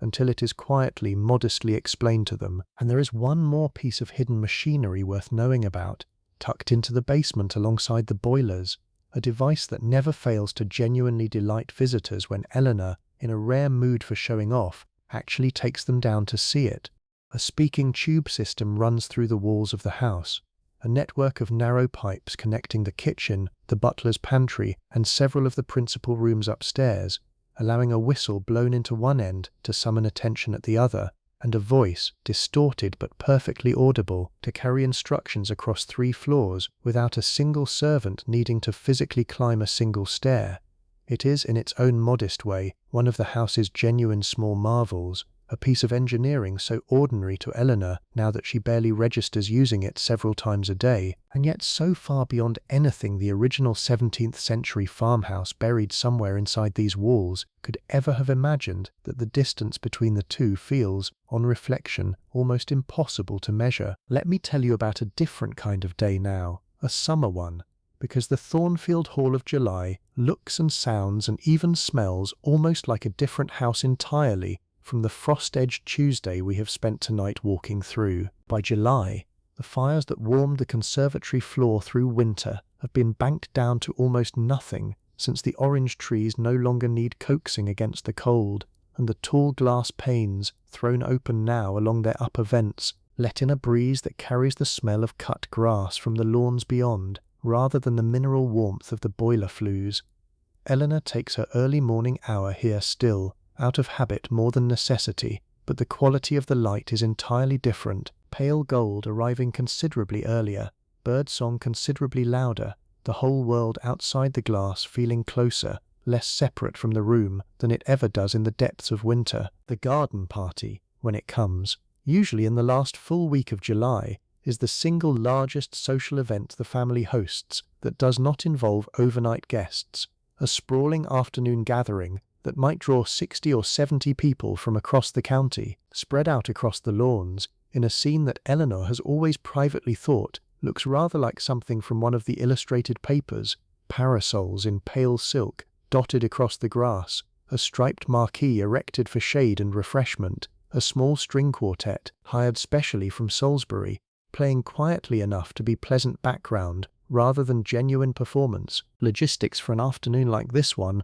are, if anything, more demanding than the formal shooting parties of autumn, because everything must be managed outdoors, at the mercy of weather that England has never once reliably cooperated with. Eleanor has learned, over years of hosting, to plan for rain even in the driest of Julys, a contingency arrangement worked out well in advance with Mr. Fielding for moving the entire event indoors within perhaps 20 minutes should the sky turn, a piece of choreography so well rehearsed among the staff that it has in fact only ever needed to be executed twice in 16 years. Both times, Eleanor still likes to point out, without a single guest ever noticing the disruption at all. Tea is served throughout the afternoon from a long table set up under the marquee. Ice is brought up from an ice house on the estate, a genuinely fascinating piece of pre-refrigeration engineering that most guests never think to ask about. A deep brick-lined pit dug into a shaded slope of the park, packed each winter with ice cut from the estate's own lake, and insulated with straw so thoroughly that it survives, remarkably,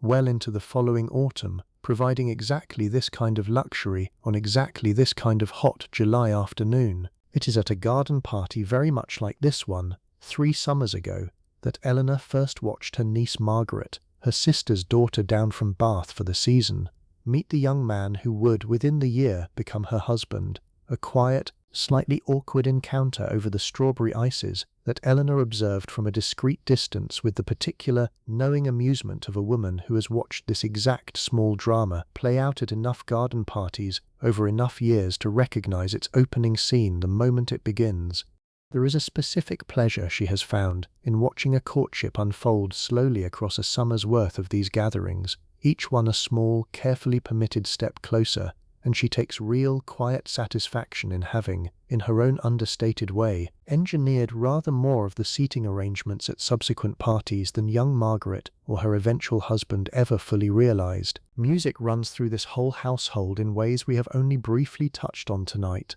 and it deserves a fuller mention because it occupied a genuinely significant portion of a family's shared life in a period before recorded sound existed in any form at all. Every piece of music heard in this house, every evening's entertainment, every hymn at church, every dance at a ball, was live, performed by someone in the room, and this simple fact shaped domestic life in ways easy to overlook now. A young woman's ability to play piano competently, to sing pleasantly, was not merely an accomplishment for display, though it served that purpose too, no doubt, but a genuine practical contribution to a household's evening entertainment, since there was, quite literally, no other way to have music in a room except for someone present to make it. Margaret's wedding, when it finally came the following spring, was held not at Thornfield Hall itself, but at her own family's church near Bath. Though Eleanor played host to a good portion of the wedding party in the days surrounding it, the guest wing filled, for nearly a week, with a rotating cast of cousins and aunts arriving for fittings, for rehearsals, for the particular flurry of activity that a family wedding generates regardless of which house it is technically centered on.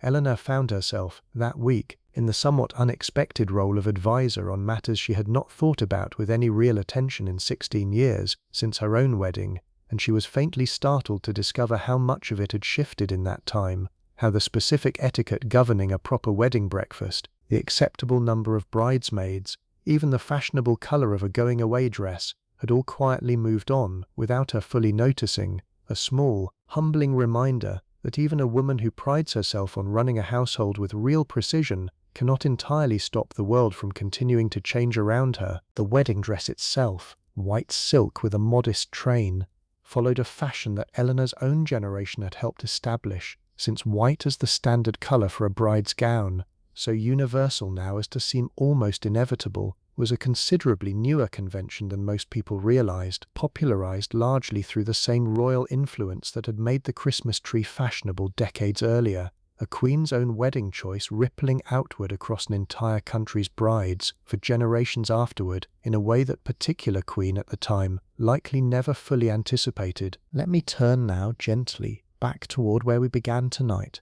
because I think it is time, and because there is a particular kind of comfort I have always found in a story that returns, eventually, to its own starting point. The Thornfield Hall we have walked through tonight, across one ordinary Tuesday and several other days besides, a summer garden party, a Christmas gathering, a wedding week, a shooting party's noisy few days, is not, in the end, a single fixed thing at all. It is closer to a kind of container, sturdy and beautiful and genuinely old, that holds an entire family's changing life inside it, year after year, season after season, each day slightly different from the one before, and yet somehow, underneath all that difference, following the same essential shape. But stay with me a little longer, because there are still a few corners of this house I have not shown you, and the night is long, and there is no particular hurry. Let me take you out through the garden doors now, past the conservatory, to the walled kitchen garden that sits some distance from the house itself,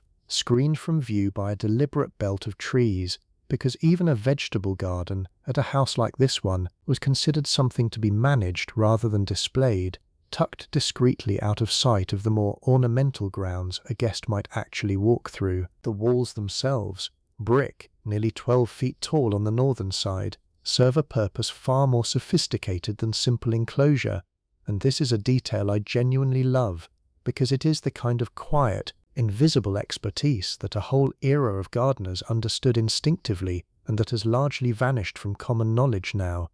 Brick absorbs heat through the day and releases it slowly overnight, which means fruit trees trained flat against the south-facing inner wall, a technique called espalier, ripen weeks earlier and considerably more reliably than the same variety grown freestanding anywhere else on the estate, a whole miniature, human-made microclimate built entirely out of careful brickwork and correct orientation, decades before anyone would have used a phrase like microclimate to describe it. Old Thomas, the head gardener we glimpsed briefly on Eleanor's afternoon walk, has trained the same pear tree against that south wall for nearly 30 years, and it produces, most seasons, fruit that Eleanor genuinely considers superior to anything available for purchase even in London, a small, specific point of pride that she has never once managed to properly explain to a city-dwelling guest without sounding, she suspects, faintly ridiculous. Beyond the fruit trees, neat rows of vegetables supply the kitchen year-round, supplemented by a range of glass frames and a second, smaller heated greenhouse used specifically for forcing early crops, asparagus coaxed into readiness weeks before it would naturally appear, strawberries ripening under glass while frost still lingers on the open ground just beyond the wall. There is an orchard proper beyond the walled garden as well, apples and plums mostly, and it is here, each autumn, that a smaller, quieter household tradition takes place, one Eleanor treasures rather more than the grander Christmas gathering in the great hall, if she is honest. The children, home from school for the season, spend an entire golden October afternoon picking fruit alongside old Thomas and whichever staff can be spared from other duties, a genuinely mixed, genuinely unstructured gathering that stands in sharp contrast to almost every other formally scheduled hour of family life we have discussed tonight. Teddy, 5 years old and considerably more interested in eating windfall apples than actually collecting them, spends most of the afternoon simply underfoot, and Eleanor, watching from a wooden bench at the orchard's edge, has come to think of this single loose, unplanned afternoon as one of the truest, least performed hours her family spends together in the entire year. Let me tell you too about the estate beyond the garden walls entirely, because Thornfield Hall does not exist in isolation, however much its own carefully maintained grounds might sometimes make it feel that way. The house sits at the centre of nearly 2,000 acres, most of it let to tenant farmers whose families have worked this particular soil for generations, some considerably longer in fact than the Whitmores themselves have owned the land above them. Charles's relationship with these tenants is a genuine, ongoing piece of estate management, rather than mere landlordism in the crudest sense. Rents reviewed, repairs to farm buildings authorised, a running, mutual dependency that both sides understand clearly, even when neither would necessarily describe it in such plain terms. Eleanor's own involvement runs through a different, quieter channel, a long-standing practice of visiting tenant families directly, particularly in cases of illness or hardship, bringing baskets prepared in Mrs. Dunmore's kitchen, blankets, occasionally medicine drawn from the very same still room that supplies the great house itself. This is not pure charity in the simple sense, and Eleanor has never thought of it that way. It is closer to an obligation she genuinely believes in, a piece of the whole intricate social contract that holds an estate like this one together, wealth flowing downward in careful, deliberate channels, precisely because rent and labour and loyalty flow reliably upward in return, an arrangement neither entirely fair by modern standards nor entirely without its own real, functioning logic, sustained in Eleanor's particular corner of Wiltshire, for considerably longer than either she or Charles has been alive to witness it. Let me walk you through the picture gallery now. A long, narrow room running above the entrance hall that we have passed without properly entering tonight, because it holds a genuinely interesting little history of its own, one that says something true about how families like the Whitmores actively constructed, rather than simply inherited, the appearance of an ancient lineage. The portraits hanging here span, at first glance, what looks like several generations of Whitmore ancestors, stern faces in dark, heavy frames, the kind of collection that a visitor unfamiliar with the family's actual history might reasonably assume stretched back a century or more. The reality, which Eleanor finds genuinely funny and has confessed, once or twice, to a guest she trusted enough to share the joke with, is considerably stranger. Several of the oldest-looking portraits were commissioned, wholesale, by Charles's grandfather in the 1830s from an artist in London who specialized, discreetly and for a considerable fee, in painting entirely invented ancestors for exactly the kind of newly wealthy family that needed a wall of imposing forebears and did not, strictly speaking, possess any. There is a portrait, third from the end, of a distinguished-looking gentleman in 17th-century dress that the family has, for 2 generations now, referred to affectionately as Great-Great-Uncle Reginald,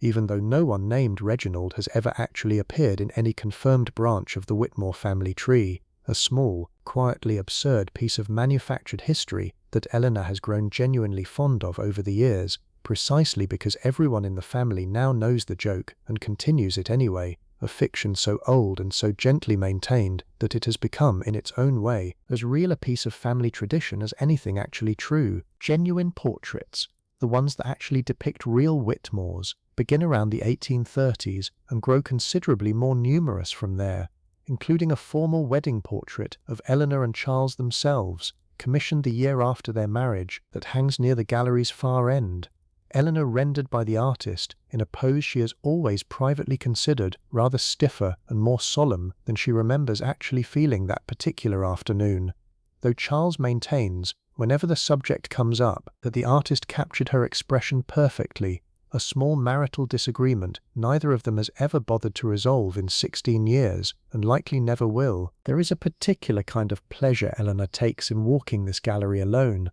usually on a wet afternoon when the garden holds no appeal, tracing the slow accumulation of a family's actual visual history alongside its cheerfully invented one, real Whitmores and imaginary ones hanging side by side in matched gilt frames, the distinction invisible to anyone without the family's own private knowledge of which is which. It strikes her, on these quiet walks, as a rather honest metaphor for the whole business of family history in general, however grand or humble the family in question, a careful ongoing blend of what actually happened and what a family has quietly, collectively decided to believe happened, the two woven together so thoroughly over enough generations that eventually almost nobody remaining can quite tell where one ends and the other begins. Let me tell you briefly about the village too, because Thornfield Hall does not sit in isolation from the small community that surrounds it, however grand its own walls might make it feel from the inside. The village itself,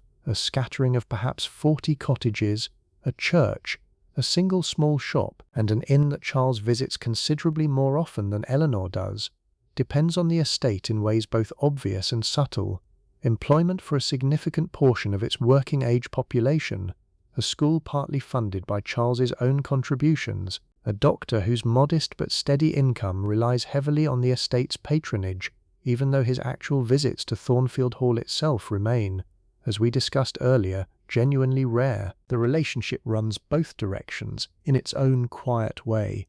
The estate depends on the village every bit as much as the village depends on the estate, for labour, plainly, gardeners and stable hands and the bicycle boy who brings the morning post, but also for something less tangible and, Eleanor has come to believe, considerably more important, a kind of continuity, generation after generation of the same families working this same particular corner of Wiltshire, an accumulated local knowledge about weather patterns, soil conditions, and the specific temperament of this specific stretch of countryside that no amount of money could simply purchase fresh, that had to be built, slowly, the way old Thomas built his espaliered pear tree, over decades of patient, attentive practice. There is a particular ritual that visits Thornfield Hall every spring that I want to tell you about now, because it is one of the more genuinely disruptive events in the household's yearly calendar, and also, oddly, one of the most oddly satisfying to think about. Spring cleaning, at a house of this scale, was never the modest weekend project the phrase suggests to modern ears. It was a full coordinated campaign, planned weeks in advance by Mrs. Hargreaves and executed, room by room, across nearly a full month each April, and for that entire month, the ordinary rhythm we have spent tonight tracing was, in a sense, entirely suspended. The reasoning behind it was, in its own way, quite sound. A winter spent burning coal and oil lamps left every room in the house coated in a fine layer of soot and grime, invisible day to day but genuinely significant across 4 or 5 months of constant fires, and spring, with its longer days and improving weather, offered the first real opportunity to open windows fully, air out fabric and carpets properly, and address the accumulated residue before it settled in permanently. Curtains came down entirely, room by room, beaten and aired outdoors over several days. Carpets were rolled, carried out to the lawn, and beaten with a specific tool designed for the purpose until the air around them visibly clouded with released dust, a task considered so genuinely unpleasant that it was by long tradition assigned exclusively to the household's youngest and most junior maids. Furniture was moved wholesale from room to room as each space was tackled in turn, meaning the house, for the better part of a month, existed in a state of genuine, visible disarray, entirely unlike the carefully composed order Eleanor maintains the rest of the year,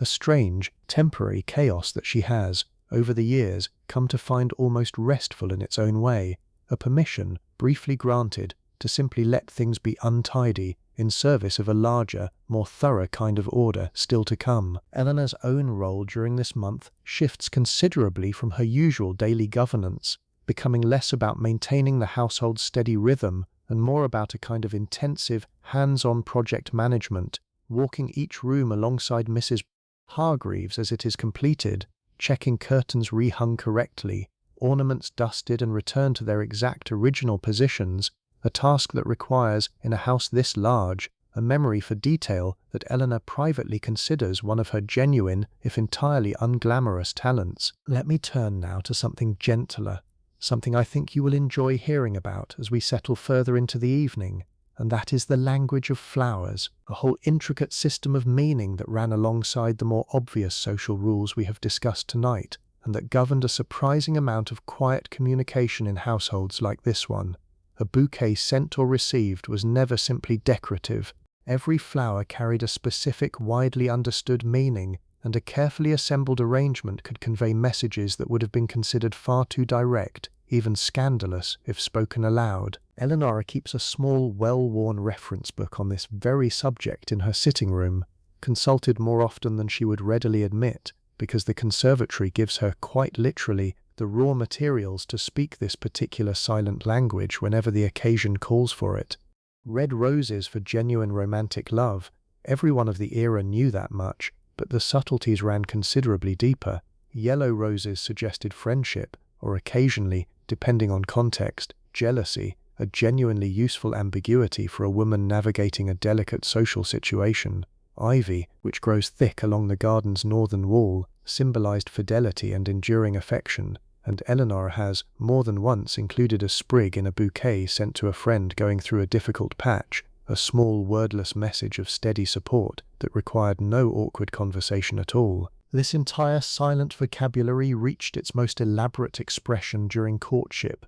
A young man's bouquet to a young woman scrutinized, dissected, and discussed at considerable length by every observant female relative within reach, each flower's inclusion or conspicuous absence read as meaningfully as any spoken declaration might have been. Margaret's own courtship, the one Eleanor watched unfold so patiently at that garden party 3 summers ago, included, at one key stage, a small bouquet featuring forget-me-nots, a flower whose meaning required no reference book at all to interpret correctly, and Eleanor still remembers the particular quality of her niece's blush upon receiving it. A whole private conversation conducted entirely in petals, requiring not a single spoken word between two young people not yet permitted to speak too plainly to each other about what they actually felt. Let me tell you a little more about what Eleanor actually reads, because I think it reveals something genuinely interesting about the interior life she carries beneath the composed, capable exterior we have watched manage this entire household tonight.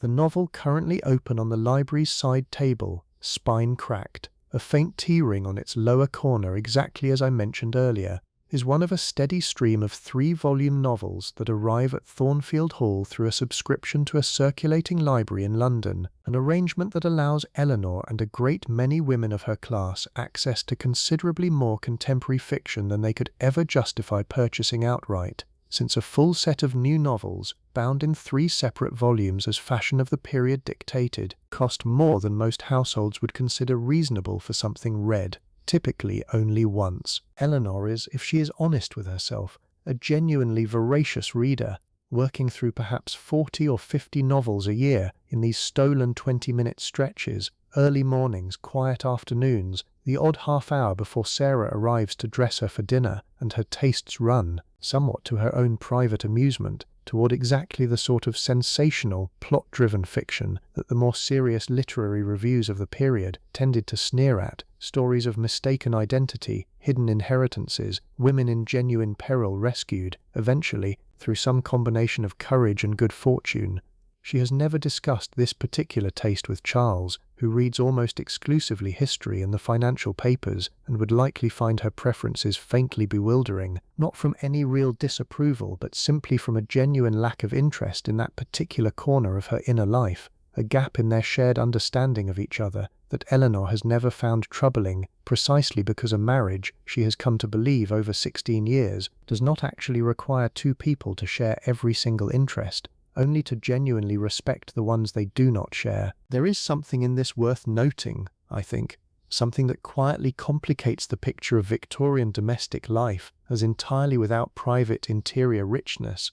Eleanor's reading life belongs entirely to her, unshared, unremarked upon by anyone in the household except, perhaps, Sarah, who has surely noticed the specific volumes arriving and departing over the years without ever once commenting on their contents, a discretion built into 11 years of intimate service. It is a small private kingdom, this stack of sensational 3-volume novels, existing quietly alongside the vast, carefully managed public kingdom of the household itself, and Eleanor guards it, in her own understated way, every bit as attentively as she guards the orange trees. Let me tell you now about the lake, because we have not yet properly visited it tonight, and it sits at the far southern edge of the pleasure grounds, considerably beyond the walled kitchen garden, a genuinely beautiful stretch of water that was not, in fact, a natural feature of this landscape at all, but an entirely engineered one, dug and dammed by Charles's grandfather's own workers in the 1830s as part of the same great building campaign that produced the grand staircase and the entrance hall. This detail surprises almost everyone I mention it to, and I find myself genuinely delighted by it every time. The lake, so entirely convincing in its apparent naturalness, curving gently around a small wooded island that appears at first glance like something that has simply always been there, was in fact the product of considerable calculated design, a landscape architect brought down from London specifically to create the impression of untouched nature using nothing but careful excavation, strategic planting, and a genuinely impressive quantity of manual labour. The ice house we discussed earlier draws its supply from this very lake each winter, cut in careful blocks and hauled up to the insulated pit under old Thomas's direction, a small, practical loop connecting 2 pieces of the estate's engineering that most visitors would never think to associate with one another. A small boathouse sits at the lake's near edge, holding a modest rowing boat that Eleanor herself uses only rarely now, though it saw considerably more use during the early years of her marriage. Long, unhurried summer afternoons with Charles before the children arrived, before the full weight of the household's daily management settled fully onto her shoulders. She thinks of those afternoons sometimes, rowing slowly across still water while Charles read aloud from whatever he happened to be reading that particular summer, and there is a specific, gentle nostalgia in the memory that she has never quite managed to recreate since, not through any real loss between them, simply the ordinary, unremarkable way a marriage's shape shifts and settles over 16 years. Less time for slow afternoons on the water, considerably more time for everything else this house and this family has come, gradually, to require of both of them. There is a piece of Eleanor's week we have not yet properly discussed, and it happens, most Sundays, at the small parish church that sits just beyond the village, a modest stone building, considerably older than the house itself, some portions of it dating back, according to the vicar's own careful research, to the 13th century. Church attendance for a family like the Whitmores was never simply a matter of private faith, though Eleanor's own faith, quiet and largely unexamined in conversation,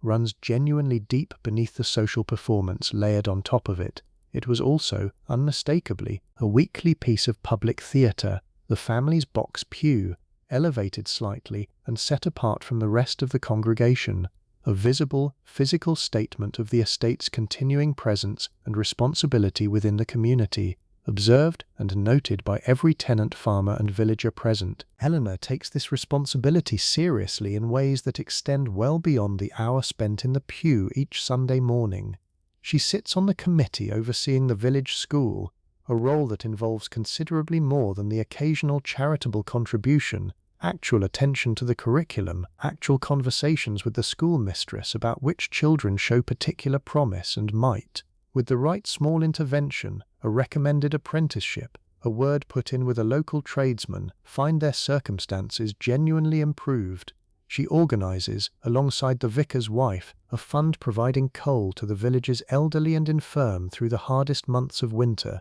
a task that involves real ongoing attention rather than a single seasonal gesture, monthly deliveries tracked and adjusted according to genuine need rather than administered as a single blanket charity. I find something worth sitting with in this particular corner of Eleanor's life, because it complicates in a useful way any simple modern judgment of a system this unequal, this rigidly stratified. The same social order that keeps Ivy the scullery maid rising at 3:30 each morning and confines Eleanor's own genuine authority to a household, rather than any wider public sphere also, undeniably produces real, sustained, carefully administered care, flowing toward a village that would otherwise have had considerably less of a safety net against a hard winter or a bad harvest. Neither observation cancels the other out. Both are simply quietly true at once, the way most real historical systems tend to resist the neat single verdict we might prefer to deliver on them from a comfortable distance of 150 years. Let me tell you finally about a particular box that sits on Eleanor's dressing table,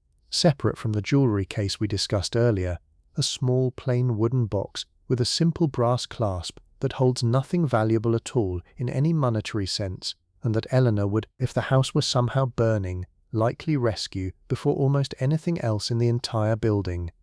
Inside, carefully wrapped in tissue, sits a single pressed flower from her own wedding bouquet, a lock of hair from each of her 3 children taken in infancy, tied with narrow ribbon, and a small, cheap tin brooch, worth perhaps 2pence, that Charles bought her at a village fair during their courtship, before either of them had any idea that within 2 years she would be mistress of 19 bedrooms and a household of 40. She opens this box rarely, perhaps 3 or 4 times a year, always alone, always at this same late hour when the house is properly settled and there is no possibility of interruption, and there is something in the specific, deliberate smallness of these objects, set against everything else this house contains, the silver, the porcelain, the carefully calibrated jewellery, that Eleanor finds genuinely, quietly moving every single time. Wealth, she has come to understand across 16 years in this house, buys an extraordinary amount, 19 bedrooms and orange trees and a hot water system and a genuinely accomplished string quartet for a July afternoon. It has never once, not for a single moment, managed to buy anything that means quite as much to her as a 2-penny tin brooch, kept all these years in a plain wooden box that nobody but Sarah even knows exists. Autumn arrives at Thornfield Hall with its own distinct character. Neither the sharp, held-breath quiet of the winter morning we began tonight's story inside, nor the loose golden ease of summer, but something in between, a season of gathering in, of preparation that Eleanor has always privately thought suits the rhythm of this particular house better than any other time of year. Michaelmas, at the end of September, marks the traditional date on which farm rents fall due across the estate, and for several days beforehand, Charles's small estate office, adjoining but separate from his personal study, fills with tenant farmers arriving in their good coats to settle accounts, a piece of the estate's actual financial machinery that runs almost entirely parallel to and independent of everything Eleanor manages inside the house itself. The harvest itself, gathered in across the estate's farmed acres through late August and September, culminates in the festival we mentioned earlier, held on the lawn in a marquee. But there is a quieter, more private harvest ritual too, one that belongs entirely to Eleanor's own domain rather than the wider estate. The kitchen garden's late crops, the last of the runner beans, the main crop apples finally ready for storage, are brought in under Mrs. Dunmore and old Thomas's joint supervision, and a portion of the harvest is set aside, by long tradition, for preserving, the still room filling once more, as it does every autumn, with the specific sweet vinegary smell of a household laying in stores against the winter ahead, jars of chutney and bottled fruit lined up on shelves that will, by the following spring, stand nearly empty again, the whole cycle beginning once more. Edmund, home from school for a few final days before Eleanor herself sends him back for the autumn term, has begun this particular year to take a genuine, active interest in exactly this kind of estate business, following his father through the tenant meetings with real attention rather than the polite, distracted patience of previous years. And Eleanor has noticed, with a mixture of pride and something more complicated, that she has not fully examined even in her private notebook, the first real signs of the boy who will, someday, decades from now, inherit all of this: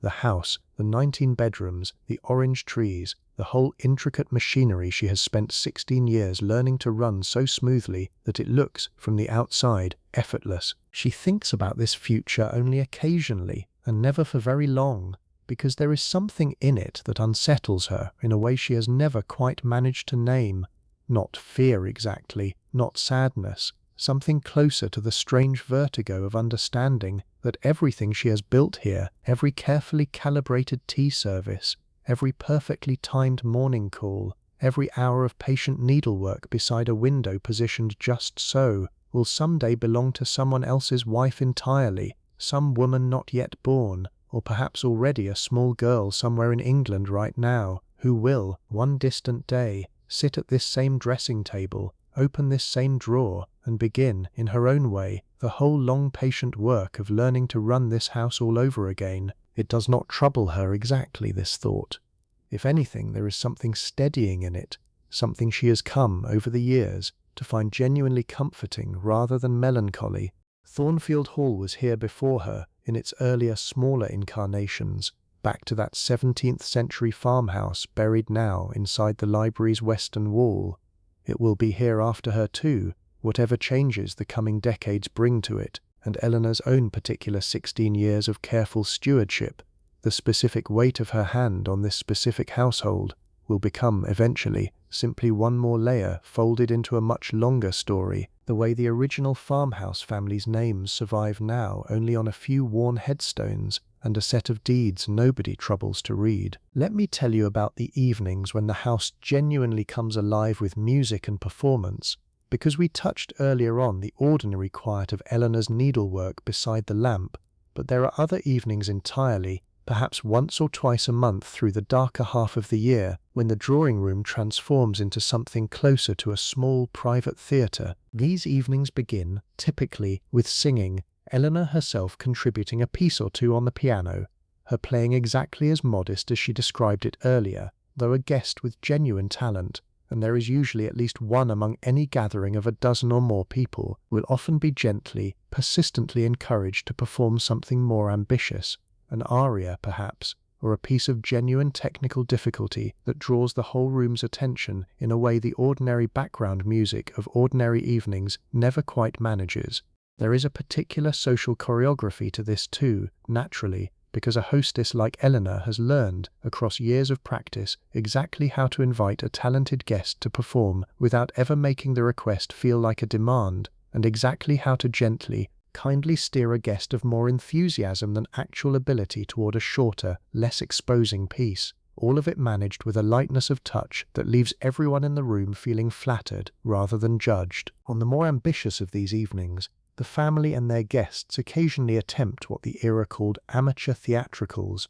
short scenes or entire one-act plays performed by the assembled house party for their own entertainment, costumes improvised from whatever the dressing rooms and the box room upstairs can supply. A genuinely chaotic, genuinely delightful undertaking that Eleanor privately considers one of the most purely joyful things this house produces all year. Charles, who maintains in every other context a fairly reserved, dignified public manner, has on more than one occasion been persuaded into a comic role that reduces the entire assembled company to genuine helpless laughter, a side of her husband that Eleanor treasures precisely because it appears so rarely and so unexpectedly, a private, silly warmth hiding underneath 16 years of railway shares and careful public composure. These evenings run late, considerably later than an ordinary Tuesday's quiet 9 o'clock retirement, and the house, on such nights, holds an entirely different kind of energy than the one we have spent most of tonight exploring.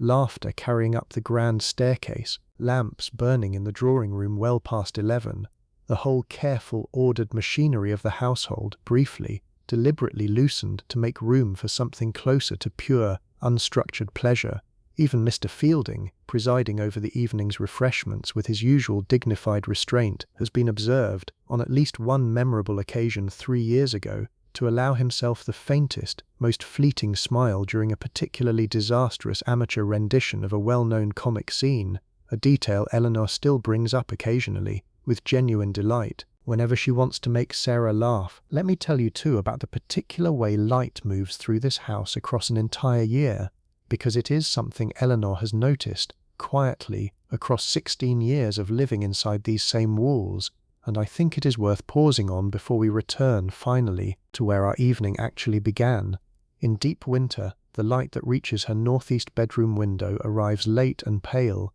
a thin grey wash that takes until nearly 8 to properly brighten, exactly as we witnessed at the very start of tonight's story. By high summer, the same window catches genuine gold well before 5 in the morning, an entirely different quality of light with an entirely different emotional weight behind it, urgent, abundant, almost too much of a good thing after the long conservation of winter's careful hours. The house itself, she has come to feel, breathes along with this yearly shift in ways that go well beyond mere temperature or the state of the conservatory's flues. Winter Thornfield Hall is an interior house, fires and lamps and the careful contained warmth of the drawing room, the whole family and its life folded inward against the cold and the early dark. Summer Thornfield Hall turns itself inside out, windows thrown open, the garden and the lake and the orchard all pulling attention outward, the interior rooms we have spent so much of tonight exploring, becoming, for a few months each year, almost secondary to the world just beyond the glass. We have mentioned Mrs. Dunmore several times tonight, the cook whose seed cake appears every single day whether guests arrive to eat it or not, but I do not think we have properly visited her own domain, and it deserves a fuller telling, because the kitchen at Thornfield Hall is, in its own way, every bit as impressive an engineering achievement as the conservatory or the grand staircase, simply engineered for an entirely different kind of performance. The kitchen itself is a genuinely vast room, considerably larger than the small dining room where Eleanor and Charles took their quiet Tuesday luncheon, dominated by an iron range so large it requires a dedicated boy, in addition to Ivy's early morning duties, simply to keep it properly supplied with coal throughout the day. Copper pots and pans, some of them decades old, and kept in a state of gleaming, meticulously maintained polish that would put the drawing room's silver to shame, hang in graduated rows along one wall, each one, Mrs. Dunmore would tell you without hesitation if asked, suited to a particular and specific purpose that a lesser cook might not think to distinguish. Mrs. Dunmore herself has run this kitchen for 11 years, arriving the same year as Sarah, a coincidence the two women have always found mildly amusing, and she commands, within these walls, an authority every bit as absolute as Eleanor's own within the house more broadly, a fact Eleanor has always genuinely respected and never once undermined, because she learnt, early in her marriage, that a mistress who interferes too directly in her cook's kitchen quickly finds herself without a good cook at all. Menus are proposed by Mrs. Dunmore, discussed and approved during that same 9 o'clock morning meeting we described earlier, and executed with a level of technical skill that a modern visitor, accustomed to gas ranges and reliable thermostats, would likely find genuinely astonishing. An entire 5 or 7 or 8 course dinner produced from a coal-fired range with no dial, no gauge, nothing but decades of accumulated, entirely embodied knowledge about exactly how much coal, exactly how long, exactly which shelf a particular dish requires. There is a genuine artistry here that history has mostly failed to record, in the same way it failed to record Mrs. Hargreaves's still-room knowledge, because cooking of this kind left no written formula behind, no precise replicable recipe in the modern sense, only Mrs. Dunmore's own hands and eyes and decades of practiced instinct passed down, in turn, to a kitchen maid she has been quietly, patiently training for the past 2 years, a girl named Agnes who shows, according to Mrs. Dunmore's own careful understated assessment, real promise, the beginning of what might, in another decade or two, become another woman's entire lifetime of accumulated, unwritten expertise. Let me tell you, finally, about the particular tradition of winter evening storytelling that belongs, in this house, almost entirely to the nursery rather than the drawing room, because it is a small, quiet ritual that Eleanor treasures every bit as much as the grander Christmas gathering, if not more. On the coldest evenings, once Teddy has had his supper and Clara has finished whatever lessons the day required, Mrs. Colby gathers both children by the nursery fire, and occasionally, when her own evening schedule permits it, Eleanor slips upstairs to join them, a break from her own formal drawing room routine that she allows herself perhaps once a week, more in deep winter than any other season. Mrs. Colby's stories draw on an oral tradition considerably older than anything in the picture gallery's carefully invented ancestry, tales she herself heard as a child from her own grandmother, folk stories of the Wiltshire countryside, of strange lights seen on the downs, of a white hart glimpsed, generations ago, in the very woods that now border the estate's own lake, stories that have almost surely grown and changed with every retelling across however many generations they have actually survived, and that Eleanor finds, if she is honest, considerably more genuinely absorbing than most of the sensational novels currently occupying her library side table. Teddy, 5 years old and generally resistant to sitting still for anything, falls reliably, completely silent during these stories, wide-eyed in the firelight, and Eleanor has come to think of this particular hour, more than almost any other single fixture of the entire household's elaborate yearly calendar, as something close to the true quiet heart of what this whole enormous house is actually for. There is one more secret this house holds that I have been saving, quite deliberately until now, because I think it is the kind of detail best told slowly, near the end of an evening, when your mind is already loose and unhurried enough to properly enjoy it. Behind a section of panelling in the library, disguised so completely that a guest could stand directly in front of it for years without ever suspecting anything lay beyond, is a narrow, low passage that runs a short distance to a small, windowless room tucked into the thickness of the original 17th century wall we discussed earlier, the one surviving fragment of the farmhouse that stood on this site before any Whitmore ever set foot here. Nobody in the current household is entirely certain what the room was originally built for.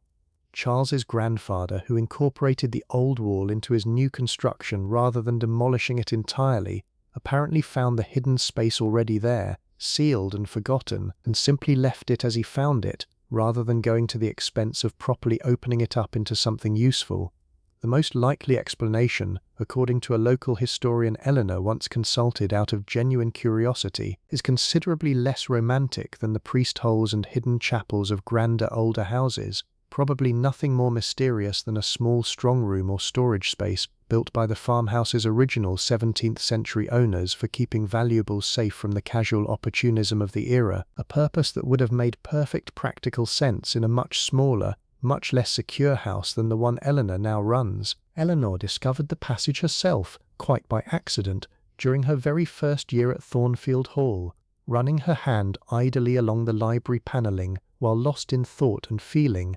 Unexpectedly, a section gives slightly beneath her fingers where the rest of the wall held firm. She told no one for several days, rather enjoying, she later admitted, the private, slightly thrilling secret of it, before eventually mentioning the discovery to Charles, who was, if she is honest, considerably less interested in the whole affair than she had hoped, already vaguely aware the space existed from some half-remembered childhood story his own father had told him. The little room itself holds nothing especially dramatic now. Empty stone walls, a floor of the same worn brick as the still room, and Eleanor visits it perhaps once a year at most, usually alone, usually on exactly this kind of quiet, reflective afternoon when the rest of the house feels, for a moment, slightly too full of other people's needs. There is something in the sheer, complete silence of that small enclosed space, cut off entirely from the sounds of the working household, just a few feet away on the other side of a wall several centuries thick, that she finds genuinely restorative,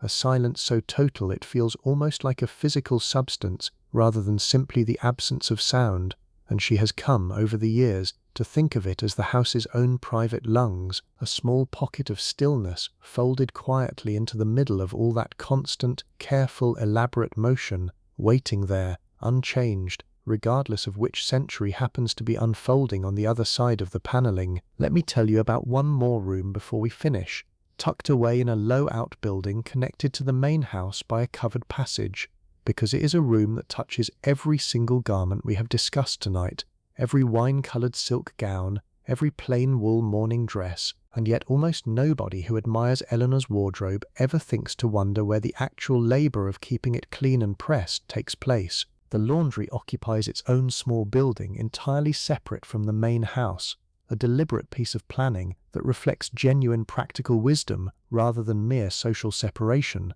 since the steam, the heat, and the very real risk of fire involved in Victorian laundry work made it sensible to keep the whole operation at arm's length from the family's own living quarters. 2 laundry maids work here most days, managing a task that modern convenience has made almost entirely invisible, and I think it is worth sitting with the sheer physical scale of it for a moment. Washing day proper happens twice a week, and it begins early, water heated in a great copper boiler built into one corner of the room, garments sorted with real care, delicate items washed separately and gently by hand, heavier linens and household items subjected to a considerably more vigorous process involving a device called a dolly, a wooden implement not unlike a small 3-legged stool on a long handle, twisted and pounded through the soapy water to work dirt loose from heavy fabric. After washing comes rinsing, wringing by hand or through a mangle, a genuinely formidable piece of machinery consisting of 2 heavy rollers cranked by hand that squeeze water from fabric far more efficiently than wringing alone ever could,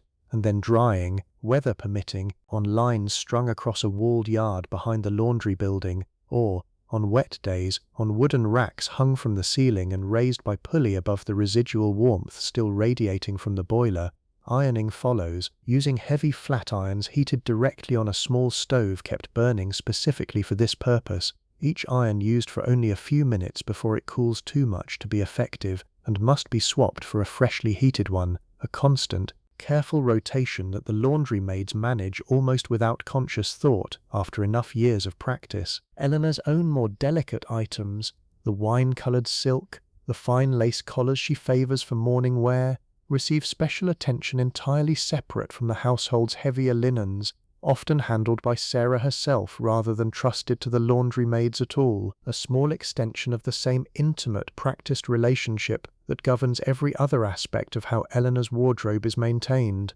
There is a genuine skill here too, easily overlooked, in knowing exactly how much heat a particular silk can tolerate before scorching, exactly how long a piece of fine lace needs to dry before it can be safely pressed. Knowledge built, like so much of what keeps this house running, entirely through years of careful, attentive practice rather than any written manual. I find myself thinking, whenever I consider the laundry building's constant, unglamorous labour, about just how much of what makes a great house feel effortlessly, seamlessly elegant depends entirely on work that was deliberately, architecturally designed to remain invisible. Eleanor's gowns arrive back in her dressing room pressed and perfect, and neither she nor any guest admiring them ever needs to think about the 2 women who spent an entire washing day achieving exactly that result, the the steam and the heavy wet linen and the careful, practiced rotation of irons cooling and reheating, hour after hour, twice every single week for as long as this house has stood. Sunday, when it comes,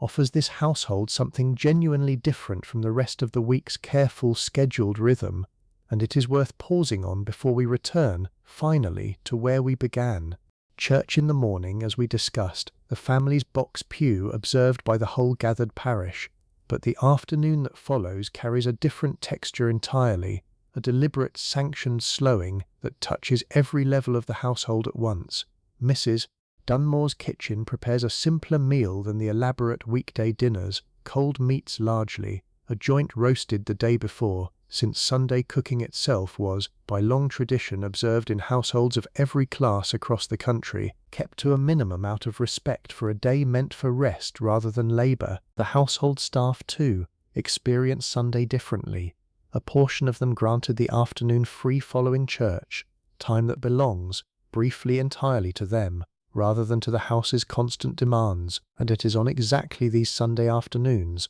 that Ivy and her young footman most often manage their own small, carefully guarded courtship, a walk to the village perhaps, or simply an hour sitting together in the walled garden, half hidden among old Thomas's late roses, stolen time made possible by the one genuine pause this household's otherwise relentless calendar allows. Eleanor herself uses Sunday afternoons for something close to what Eleanor's whole life allows her so rarely: genuine unstructured time, a longer stretch with her novel, a slow walk through the picture gallery greeting real and invented ancestors alike, occasionally nothing more purposeful than sitting in the conservatory, simply watching afternoon light move slowly across the orange tree's waxy leaves. It is, in its own quiet way, the one day each week when the house's elaborate machinery runs at something closer to half speed, still functioning, still fundamentally the same house we have spent tonight exploring, but softened, unhurried, permitted, for these few hours, to simply exist rather than perform. There is one last piece of this house I want to walk you through before we finally return to Eleanor and that quiet Tuesday bedroom,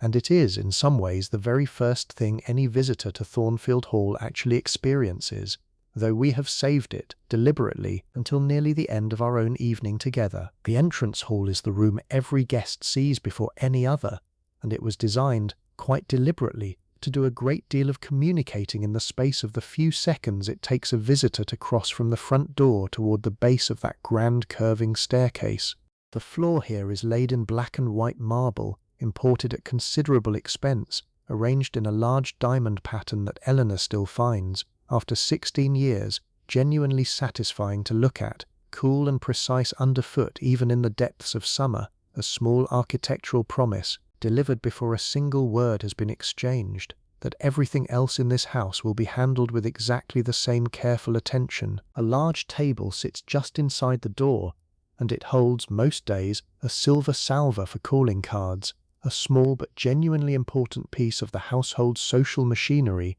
that we have not yet properly discussed tonight. A visitor arriving to find Eleanor not at home, whether because she genuinely is out, or because she has, for whatever private reason, instructed Mr. Fielding to say so, would leave a card here, and the specific way that card was left, corners turned down in one of several precise, universally understood configurations, communicated an entire message in itself: condolences, congratulations, a farewell before departing the district, all conveyed without a single word needing to be spoken to anyone at all. Eleanor reviews this salver each morning during her session with Mrs.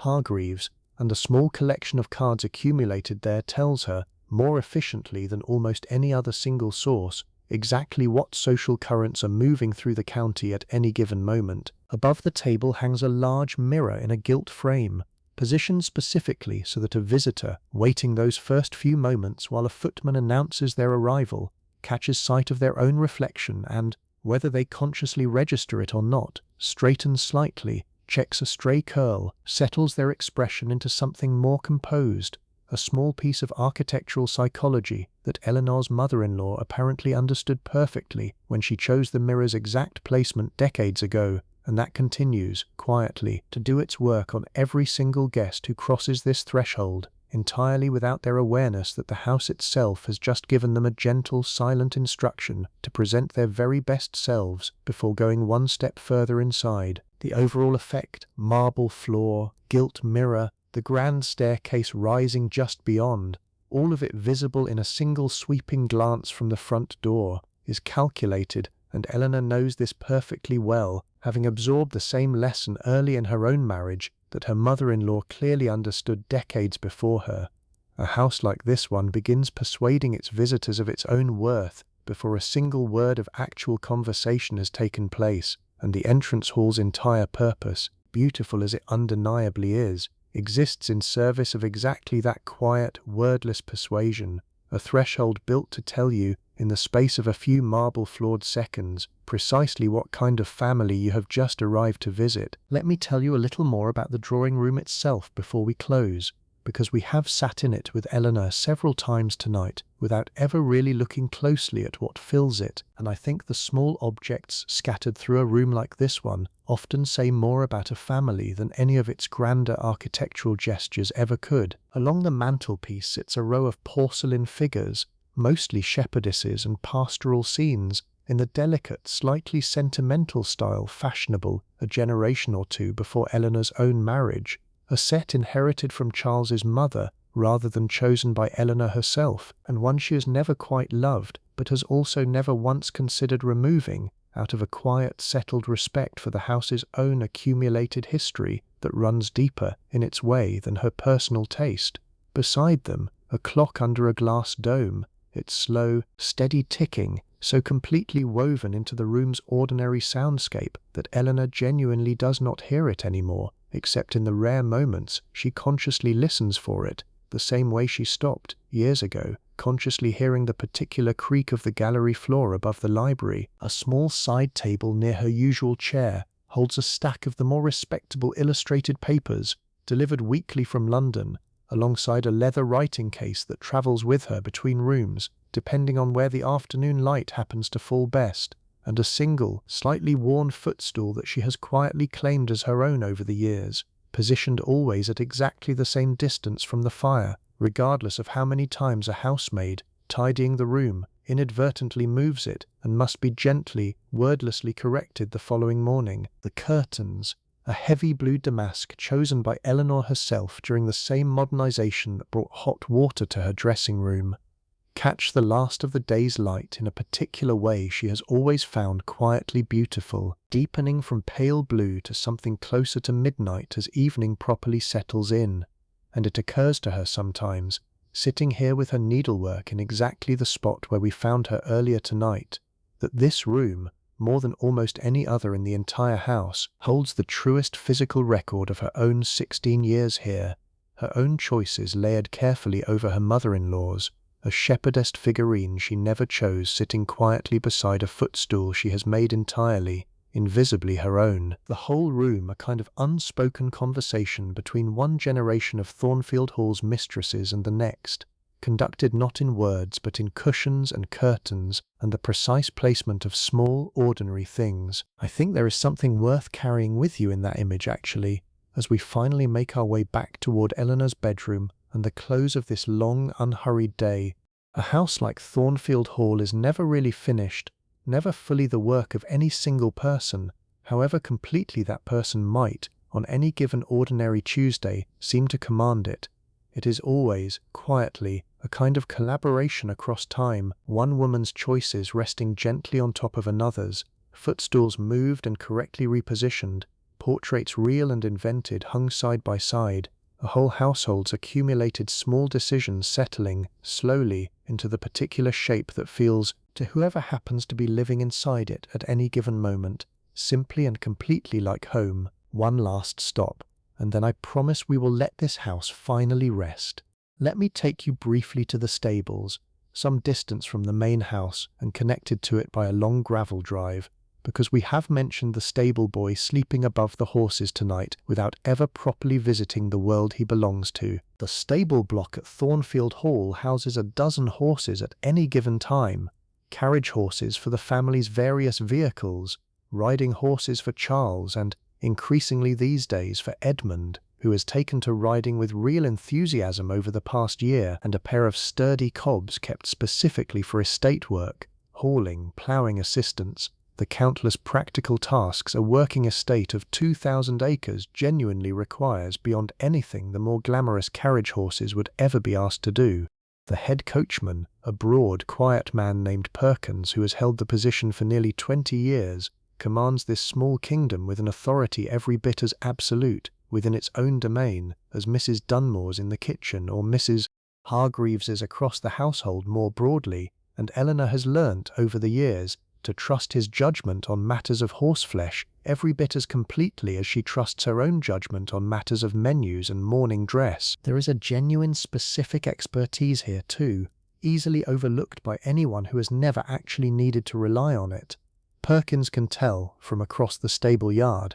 exactly which horse is slightly off its feed before the animal shows any outward sign a less experienced eye would catch, can judge, with real precision, exactly how far a particular horse can be safely driven on a given day, given its age, its temperament, and the specific weather, a whole body of accumulated practical knowledge that keeps this household mobile, keeps Charles able to reach his tenant meetings, and Eleanor able to make her charitable visits to the village, entirely dependent on expertise that never once appears in any of the household account books Eleanor and Mrs. Hargreaves review each morning. The carriage house adjoining the stables holds several vehicles suited to different purposes and different weather, a formal closed carriage for winter calls and church attendance, a lighter open vehicle for fine summer afternoons, and Charles's own dog cart, which he drives himself on shorter journeys with a genuine boyish pleasure that Eleanor finds quietly endearing, a small remaining pocket of pure, unmanaged enjoyment in a life otherwise so thoroughly occupied with railway shares and estate business.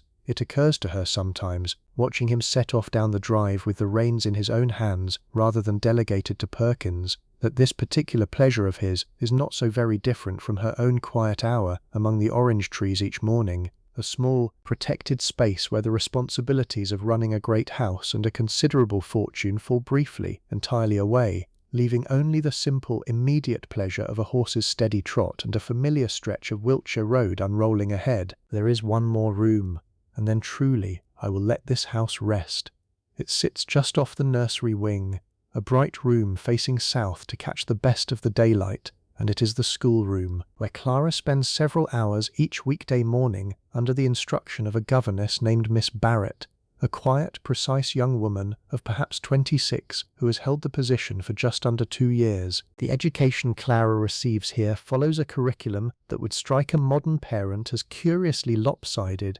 considerable attention paid to French, to drawing, to music, to a carefully selected reading of history and literature considered appropriate for a young lady's future role, and considerably less attention paid to the kind of mathematics or natural science that her brother Edmund receives at his own school, a difference Eleanor has thought about more than once, with a complicated mixture of acceptance and quiet private reservation that she has never fully voiced to anyone, not even Charles. She has noticed, watching her daughter work through a French translation exercise with real evident ability, a sharpness of mind that seems, to Eleanor's eye at least, considerably better suited to more than the curriculum currently allows, and she has begun, in small unannounced ways, supplementing Miss Barrett's lessons with books from her own library, encouraging Clara toward exactly the kind of independent reading that shaped Eleanor's own younger mind decades ago. Miss Barrett herself occupies a curious, genuinely liminal position within the household's careful hierarchy,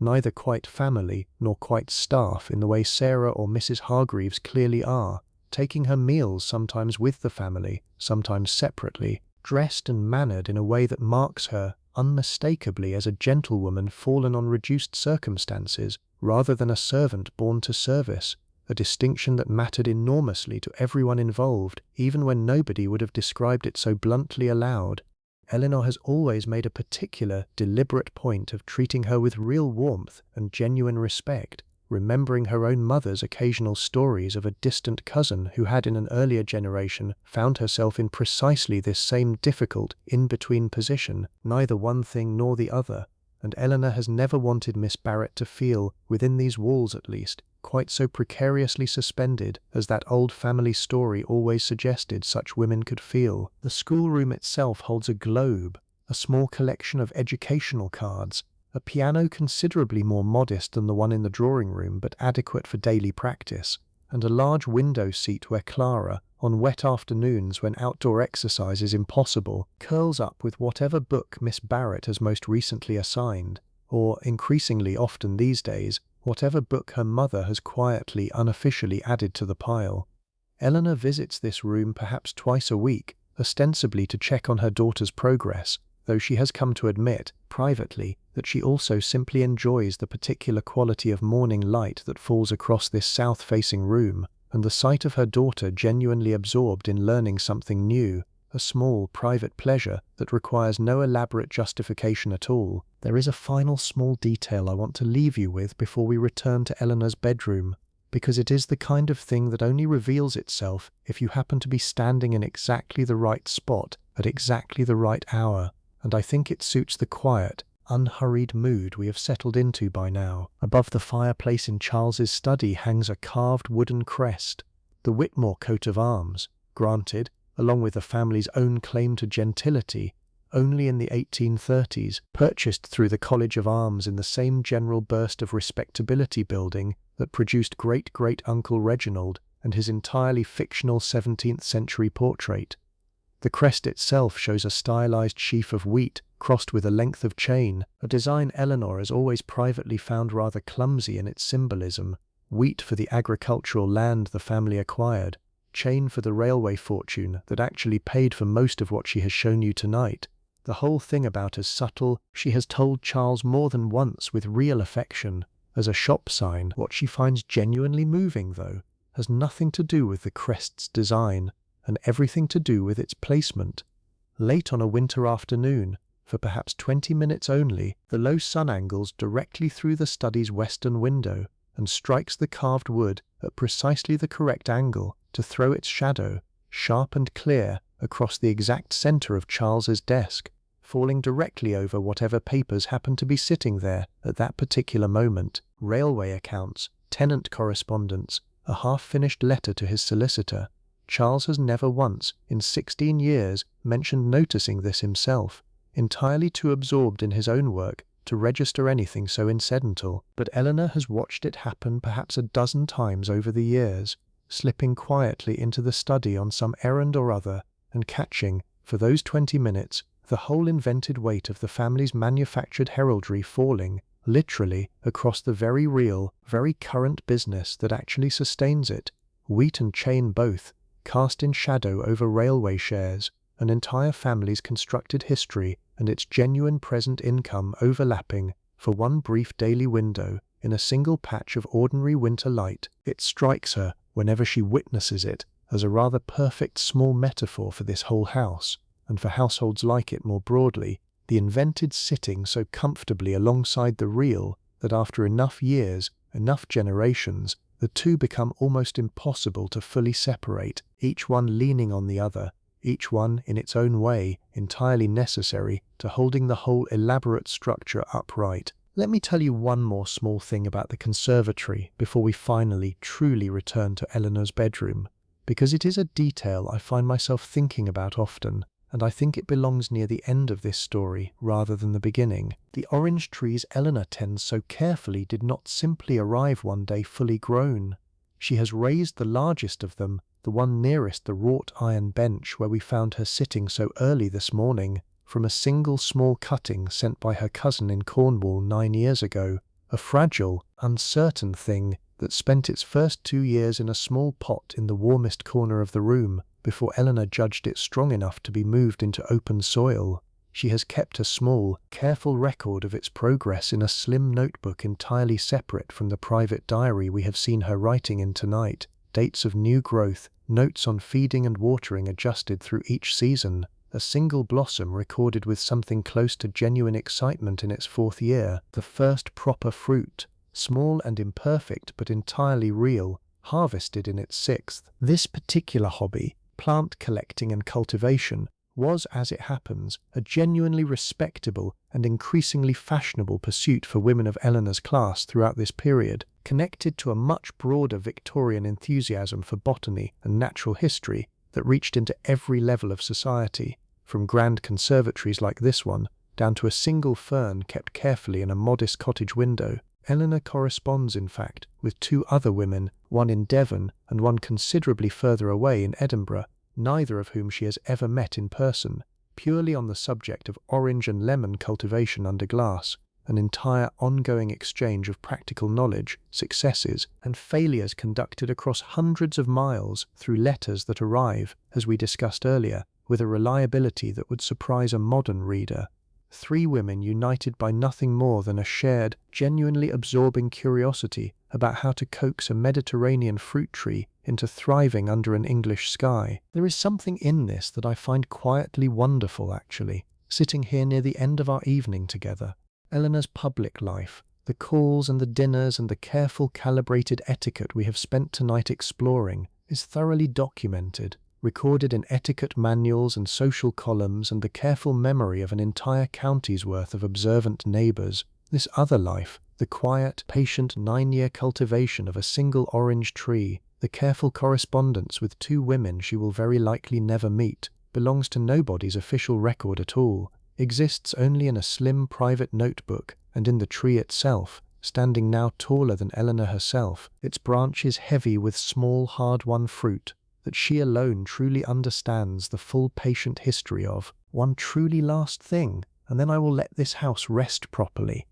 Let me tell you about the gallery skylight itself, the one Eleanor paused beneath at the very start of tonight's story, because it holds a small piece of engineering history worth knowing before we close. Glass of the size and quality needed to roof an opening that large was, in the early decades of this century, a genuinely difficult and expensive thing to produce, and the skylight installed above Thornfield Hall's grand staircase represents, in its way, a small triumph of exactly the kind of industrial progress that also, indirectly, built Charles's own fortune. Large sheet glass became dramatically more affordable following the repeal of the glass tax in 1845 and the rapid improvement of manufacturing techniques that followed close behind it, and a skylight of this scale, which would have been a wildly extravagant undertaking just 20 years earlier, became, by the time Charles's grandfather commissioned it, a genuinely achievable statement of modern comfort rather than pure reckless excess.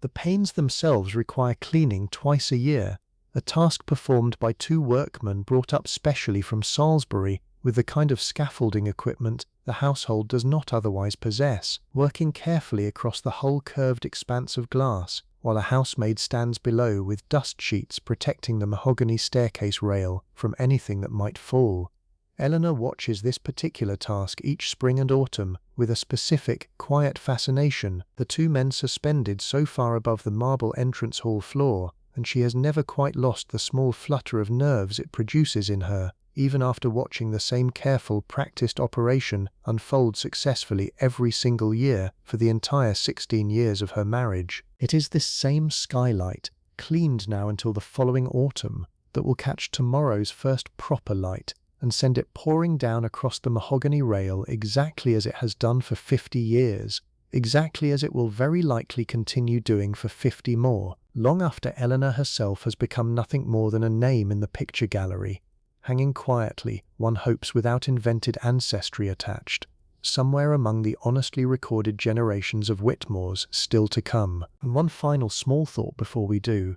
All the rooms we have walked through tonight, the conservatory and the library and the hidden passage and the laundry building with its constant patient steam, exist because a great many hands, family and staff alike, have spent decades quietly, faithfully tending them, each in their own particular way. Old Thomas with his espaliered pear tree, Mrs. Dunmore with her daily seed cake, Sarah with her 11 years of practiced silence, Eleanor herself with her orange trees and her private notebook and her tuppenny brooch kept safe in a plain wooden box. A house this size is never really the work of any single person. It is closer to a long, patient conversation between everyone who has ever cared for it, carried on across decades, most of it entirely unspoken, most of it never written down anywhere at all, except in the particular settled shape the house itself has slowly come to hold. I think, too, of all the ordinary Tuesdays we have not spent tonight inside, the ones that came before this one, and the ones that will follow it, each nearly identical in its broad shape, and each, if you looked closely enough, entirely its own. A different letter from Bath, a different small crisis in the nursery, a different guest at the tea table with a different piece of news to share. A house like this does not really live through its grand, exceptional days, the weddings and the Christmas gatherings and the shooting parties we visited briefly tonight. It lives mostly through exactly this kind of day, unremarkable, quietly full, one long patient thread of ordinary hours stretching back decades and forward, very likely for decades more. That thought alone feels to me like a fitting place to rest before we finally return to Eleanor's bedroom. Now though, let me finally truly bring you back to where we began tonight, because I think it is time, and because I have shown you, I hope, enough of this house now, that when we return to that ordinary Tuesday evening, you will understand, in a way you perhaps could not at the very start of this story, exactly how much life this single house holds inside it, layered, season upon season, generation upon generation, underneath the particular quiet of this one specific night. Eleanor is sitting quietly at her dressing table with her private notebook open before her, the candle burned low, the frost outside still holding, patient, across the dark lawn, exactly as we left it. It is past 11 now, in the story we began with. Eleanor has written her brief entry, closed the drawer, and sits, as we left her, simply listening to the house's slow settling into sleep. Let me stay with her a little longer this time, longer than we did before, because there is no reason at all to hurry through the last hour of such a long, full day. The candle on her dressing table has burnt down considerably since she lit it, the flame smaller now, steadier, casting a softer pool of light across the polished wood than it did an hour ago. Outside, past that one thin seam of curtain she has never bothered to fully close, the moon has climbed higher, and its light falls, faint and silver, across the frost still holding on the lawn below, the same frost she glimpsed at 4 this morning when the fox was moving toward the woods, patient, unhurried, waiting out the last dark hours before dawn finally comes to soften it. If you let your mind drift now, the way Eleanor's own mind drifts in these last waking minutes of her day, you might find yourself moving, unhurried, back through everything this house has shown you tonight. The conservatory, silent now, its glass fogged faintly with condensation, the orange trees breathing slowly in warm, still air, while frost holds firm just beyond the panes. The library, that cracked spine novel still lying face down exactly where she left it, the hidden passage behind its panelling holding its own centuries-old silence undisturbed, the picture gallery, real Whitmores and invented ones alike, hanging quietly together in the dark, keeping whatever private company portraits keep once the last visitor has gone home for the evening. The nursery, where Teddy sleeps on, one arm still flung loose over the edge of his bed, the rocking horse in the corner standing patient and still, waiting for tomorrow's small hands to set it moving again. Further out, past the walls of the house itself, the walled kitchen garden holds its own particular quiet. Old Thomas's espaliered pear tree, standing bare-branched, now against the warm brick that has, all day, been slowly releasing the heat it gathered from a sun already long since set. The orchard beyond it, where Teddy spent that golden October afternoon underfoot among the windfall apples, stands entirely still under the same climbing moon, its trees holding, somewhere in their bark and their roots, the accumulated memory of 30 autumns just like it, and 30 more still to come. And further still, past the belt of trees that screens the garden from view, the lake lies flat and silver under the sky, its small wooded island a dark shape at its center, the boathouse at its near edge holding a rowing boat that carried once a much younger Eleanor and Charles across long, unhurried summer afternoons. Neither of them, back then, could have imagined trading for anything. I want you to notice something here, if you are still with me, still awake enough to follow this slow drift through a sleeping house. Every single room we have visited tonight, every hidden system of pipes and flues, every small private ritual, the seed cake made whether or not anyone will eat it, the tuppenny brooch kept in its plain wooden box, the half hour with Clara that meant so much more than half an hour, all of it is simply, quietly still here, holding its shape in the dark, waiting, the way a held breath waits, for the household to wake again and set the whole intricate machinery back in motion. This is, I think, one of the genuinely comforting things about a house like this one, and perhaps about houses in general. Any house, any home, however grand or modest, a house holds a day's shape even after the day itself has ended. It does not simply forget, overnight, everything that happened within its walls between one dawn and the next. The warmth of the drawing-room fire lingers, faintly in the banked coals long after the flames themselves have died down. The particular arrangement of a dressing table, a hairbrush set down at a certain angle, a candle burned to a certain height, holds, in its own small way, the exact shape of the evening that produced it, waiting quietly to be picked up again, almost exactly where it was left when morning eventually comes. Eleanor rises from her dressing table now, finally, and crosses to the bed, the same bed with its 4 carved mahogany posts that we found her lying awake in at the very start of tonight's story, though she moves toward it now from the opposite direction entirely, not rising into the day's demands but settling down and away from them, the whole long arc of the day finally, gently closing. She draws the blankets up, feels the particular, familiar weight of them settle around her shoulders, and closes her eyes. Somewhere below, faint and distant through several floors of quiet stone and timber, the last of the house's sounds are settling too. A final coal shifts in a banked grate, settling into ash that will still hold a faint, quiet warmth when the household rises again in a few short hours.